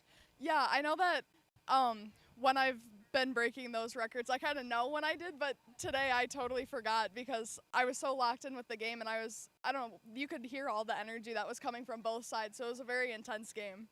Feel good to be back-to-back conference champs as a senior? It feels really good. Congratulations on a great game once again, and we look forward to covering you guys tomorrow. Thank you. All right. Congratulations. This has been Kaylee Westfall here. 150 hits in her career for Kaylee. We're going to send it up to you, Makai, and I'm going to head in, and I'm actually going to kick over go grab that camera since I'm out there. Okay. Oh, we got to get Coach Navas here. No, I need you to have a conversation with me here. Coach, talk to me a little bit about the conference title here today and how your girls played. You even this went into last year. We got 2 days to practice, and we got 2 days to practice. We had a great infield day and outfield working on communications, and then yesterday was a 100% hitting day, and I don't know if it showed or not, but the girls were ready, and we had a good plan too in regards to you always got to see where the umpires are giving calls and stuff like that. So when we knew it wasn't too high and not anything way outside, we knew we could work in and out, and the girls stuck to the plan and hit the ball well. Hit the ball well, I think, is an understatement. You've been in this program for a long time. Can you recall a game where there was 6 home runs? We had one with 7 years ago when Tiff Killam was here, but it doesn't happen very often. Out of 4 different players. 2012, 2013, so yeah. There was 4 different players hit home runs today. Yeah, they were dialed in. Yeah, it was awesome. Talk to me about what it means to be back-to-back conference champs. We weren't sure it was going to happen. We started the year with that first loss against a great team with Kettle Moraine Lutheran, and we dug ourselves that hole. And then the one big home run that Kewaskum had here put us in an even bigger hole. And they never gave up. They never gave up. They knew the goal was still in front of them, and they checked the box today because of their hard work, their dedication. They responded to hard work, hard teams to play, and I'm wiping my brow. Well, you did it, and we talked a couple of times even after those losses that you knew the resilience that these girls would have to continue to battle back and the pride that they have. Yeah, the pride is true. I mean, that warrior pride is in team pride, personal pride, family pride. I mean, that's the best word that they showed today and throughout the whole season. That ended our conference play this year, so we just get 3 non-conference games to sort of get ready for the playoffs, and we'll have some fun doing that. Yeah, you're gonna, but it's not an easy one. I mean, this past weekend you took on some 2 tough teams, and now you're going over here to Oakfield, and you're going to be taking on, I believe you got Poynette and you have Nina. Yeah, Nina. Yeah, Doug Mock. He's challenging me, I guess. He's a great man over there, and he must believe that we got something to take on those 2 great teams. Poynette, we're happy because they're a conference team next year, so we're really looking forward to that game. And we'll see what Nina brings us if they, what they're looking at trying to do this weekend, and we'll give them our best. You know. Coach, I can't tell you again, and I've told you this before, there isn't another man who I think deserves to have conference championships for all the work that you've done and put in, and congratulations on having back-to-back years. You're too kind. We had great parents. We had Dan that helped me get the field here ready after that big rain, that hour rain delay, and so between Dan and all the other parents and this whole program, the WGSA, even Doug, our athletic director, was here making sure everything got taken care of. It was just a team effort from top to bottom. So congratulations. Josh Navis here, head coach for the Waupun Warriors, back-to-back conference champions in the East Central Conference. I'm going to kick it up to you, Makai. I'm going to go out there and grab center field, and I'll grab the dugout cam, and you guys can wrap up that post-game show. Make sure you mention about the NHS Oakfield Bags tournament that they have coming up, as well as the Oakfield Booster Club golf outing that is coming up, and the games that we got coming up at the Oakfield tournament. Yeah, we'll have to pull those ones out of the email that he sent us somewhere. Dominic just pulled out his phone to try to look at that, but we'll come up here with Makai and Dominic Ackerman for the post-game show. Commanding victory for the Warriors here, 10-3 over Winneconne. Sorry, excuse me, Dominic's teaching stomping grounds. Anyway, a 10-3 victory. The Warriors are able to take back-to-back conference championships, and I'm sure it feels good. The girls have worked very hard all year, and obviously it pays off. We get to see some more fantastic softball tomorrow with them coming in, and as soon as Dominic pulls up these dates here, I'll kick it over to him. Why don't I try to find it, and you run us through some stats for the postgame? Sure. Great game here in the East Central. A dominant victory here from Waupun over the Winneconne Wolves. Obviously, I'm teaching in Winneconne, so I would have loved if they would have made it a bit closer at the end. But nonetheless, it was a great softball game from Waupun. No need to hang your heads high if you're the Warrior or the Wolves coming home, because the Warriors just hit 6 home runs. I mean, that's the story of this game. 6 balls that went over that outfield wall. Great day hitting for pretty much everybody on that Waupun Warriors team. Got a lot of multi-hit games from Addison Braun. She had 2 home runs and had 3 RBIs. Leah Boalda with 2 home runs and 3 RBIs. Aubrey Farley with a home run and an RBI. Just a great piece of hitting from pretty much everybody down the lineup for the Warriors. And not only that, Addie Braun had a great day in the circle, only allowing those 3 runs in that 3rd inning, 4 hits total. Great day from her. If we look over at the Wolves side of things, a good day hitting a little bit, only 4 hits. I was trying to be positive, but it really didn't come out positive. No, it didn't at all. It did not come out positive. Only 4 hits today. Claire Schaefer, Claire Collat both had hits. One of them a single, one of them a triple. Libby Yankee with a hit, and Audra Schaefer with a hit. So only their top, or 4 out of their 9 hitters that they brought to the plate today were able to recover a hit. Youngbauer, great, except when she gave up the home run. She didn't allow pretty much any other hits besides that. However, those 6 home runs were the difference in this one. 8 runs for Youngbauer. Not a great day when you're letting up 6. You're really trying to, sorry. You're trying to phrase these things so nicely. You talk about great when she didn't give up the home run, but that's 8 runs. She let up 10 runs. Kai, I'm trying. I understand. I have to see them in the hallways when I go back. I'm sorry. That's okay. Great game today from Waupun. I'm very excited to see what they do tomorrow at the tournament. Yeah. A lot of powerhouses. They said they see Nina and Poynette. 2 powerhouses in softball here in Wisconsin. It'll be interesting to see what Waupun can do if they can hang with the big guns. Back to you. Yeah, back to me. So like you were saying, just a good victory here for the Warriors. Back-to-back conference championships. I did find the email. I believe it's June 1st for that NHS Oakfield fundraiser. So if you're interested about that. But anyway, a nice win here. Back-to-back conference champs for the Lady Warriors. Couple of home runs today. Just a few. I believe it was 6 off of 4 different players. 2 for Leah Bawalda, 2 for Addie Braun. And then who were the other 2 that hit bombs? Farley. Aubrey Farley. And who was the other one? I can't remember. Let's see if I can That's pull it why up. I'm asking. Addie Braun with 2, Leah Bawalda with 2, Aubrey Farley with 1. Yep.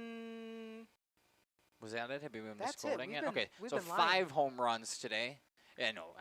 But anyway, 2 for Leah Bawalda, 2 for Addie Braun, 1 for Aubrey Farley, a 5 home run day. 10 runs, put up a fantastic offensive showing here from the Lady Warriors. Good defense as well, good pitching from Addie Braun, and just not the Winneconne Wolves' day. It hasn't been their day a couple times this year. This one definitely losing by 7 in a big game like this, but a great showing here from the Warriors. Dominic, why don't you come over here and help read some of these upcoming events, talk about the tournament we've got going on tomorrow, and how the rest of this spring schedule is working out here at JLS. Yeah, coming up here on Jeff's live streams tomorrow, we got that big softball tournament. You see those 6 games there. Starting right at 10 a.m., we got Neenah versus Waupun. We have Campbellsport versus Oakfield. Then at the 11:30 slate, we got Campbellsport versus Manawa, and then Poynette versus Neenah. Those should be some good games. Softball then continues at 1 o'clock with Waupun versus Poynette, and then Manawa versus Oakfield to round out that tournament tomorrow. Next week, we're going to start with Division II softball. What is it first? Regionals? Regionals, yeah. Regionals starts up, I think, on Tuesday or Thursday. Nonetheless, Monday we're going to be in Mayville, Laconia versus Mayville softball, and in Waupun, Cedar Grove versus Waupun baseball. Then Tuesday we got a baseball game, Horicon at Oakfield, baseball game, Plymouth at Waupun, baseball game, conference matchup, Laconia at Lamira there. And finally, we'll round out Tuesday with a softball game, Wayland Academy versus Oakfield doubleheader, starting at 3:30. That game was rescheduled from this week, Tuesday, I believe. So we look forward to hearing or seeing you on Jeff's live streams. We hoping you can tune into the broadcast when you can't make it to the actual diamond. I'll give it back to you to wrap us up here today. Yeah, I was hoping Jeff would come back up here so he could lead us in prayer. He's so good at it and very passionate about it, but he's hanging out somewhere taking down the cameras, so I will lead us in prayer tonight. I know it's your lucky day. So, dear Lord, I want to thank you for an interesting day of weather, but nonetheless a day that we were able to play some amazing softball here in Waupun. We were able to get through the rain, and I want to thank you and your presence for that. I want to thank you for no major injuries out there on the field today, even though it was a little bit mushy after the rain. All the players stayed safe and I believe had a pretty fun time out there. I want to thank you for allowing us to do what we do because we have so much fun with it. Without you, we wouldn't be able to broadcast these games, and it's really what we enjoy doing. The kids love it. The parents love it. Everybody who's involved with this, I hope, has a lot of fun and loves doing this. So, Lord, I want to thank you for that and just giving us another fantastic day on this earth. We appreciate you and your presence. Amen. We also want to thank all of you. Oh, here's Jeff coming up here. I hope my prayer was good enough. But anyway, we want to thank all you fans out there for sticking with us through all of the weather problems, through the loud music, through not going live, and, of course, through the fantastic softball game. A 10-3 victory for the Warriors. We want to thank the parents and all the viewers out there for making it possible. We also want to thank the schools that invited us here today. We want to thank Waupun for being so gracious. We want to thank the players for allowing us to broadcast the games. And I want to thank Jeff, Dominic, Cameron, Justin, Caleb, the rest of the JLS crew here. They're always so helpful, and we love doing what we do. And that should be it from here in Waupun, Wisconsin. Mackay and Dominic Ackerman, along with Jeff Sauer, signing off here in Waupun, Wisconsin. A 10-3 victory for the Lady Warriors. We can't wait to see you near Diamond Year U.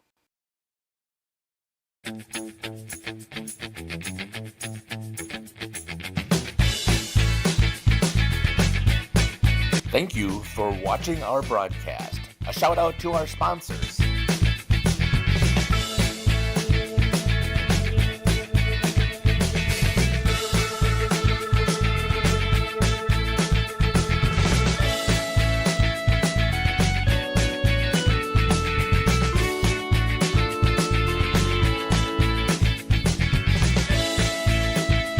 This is Jeff Sauer. I hope you enjoyed our broadcast.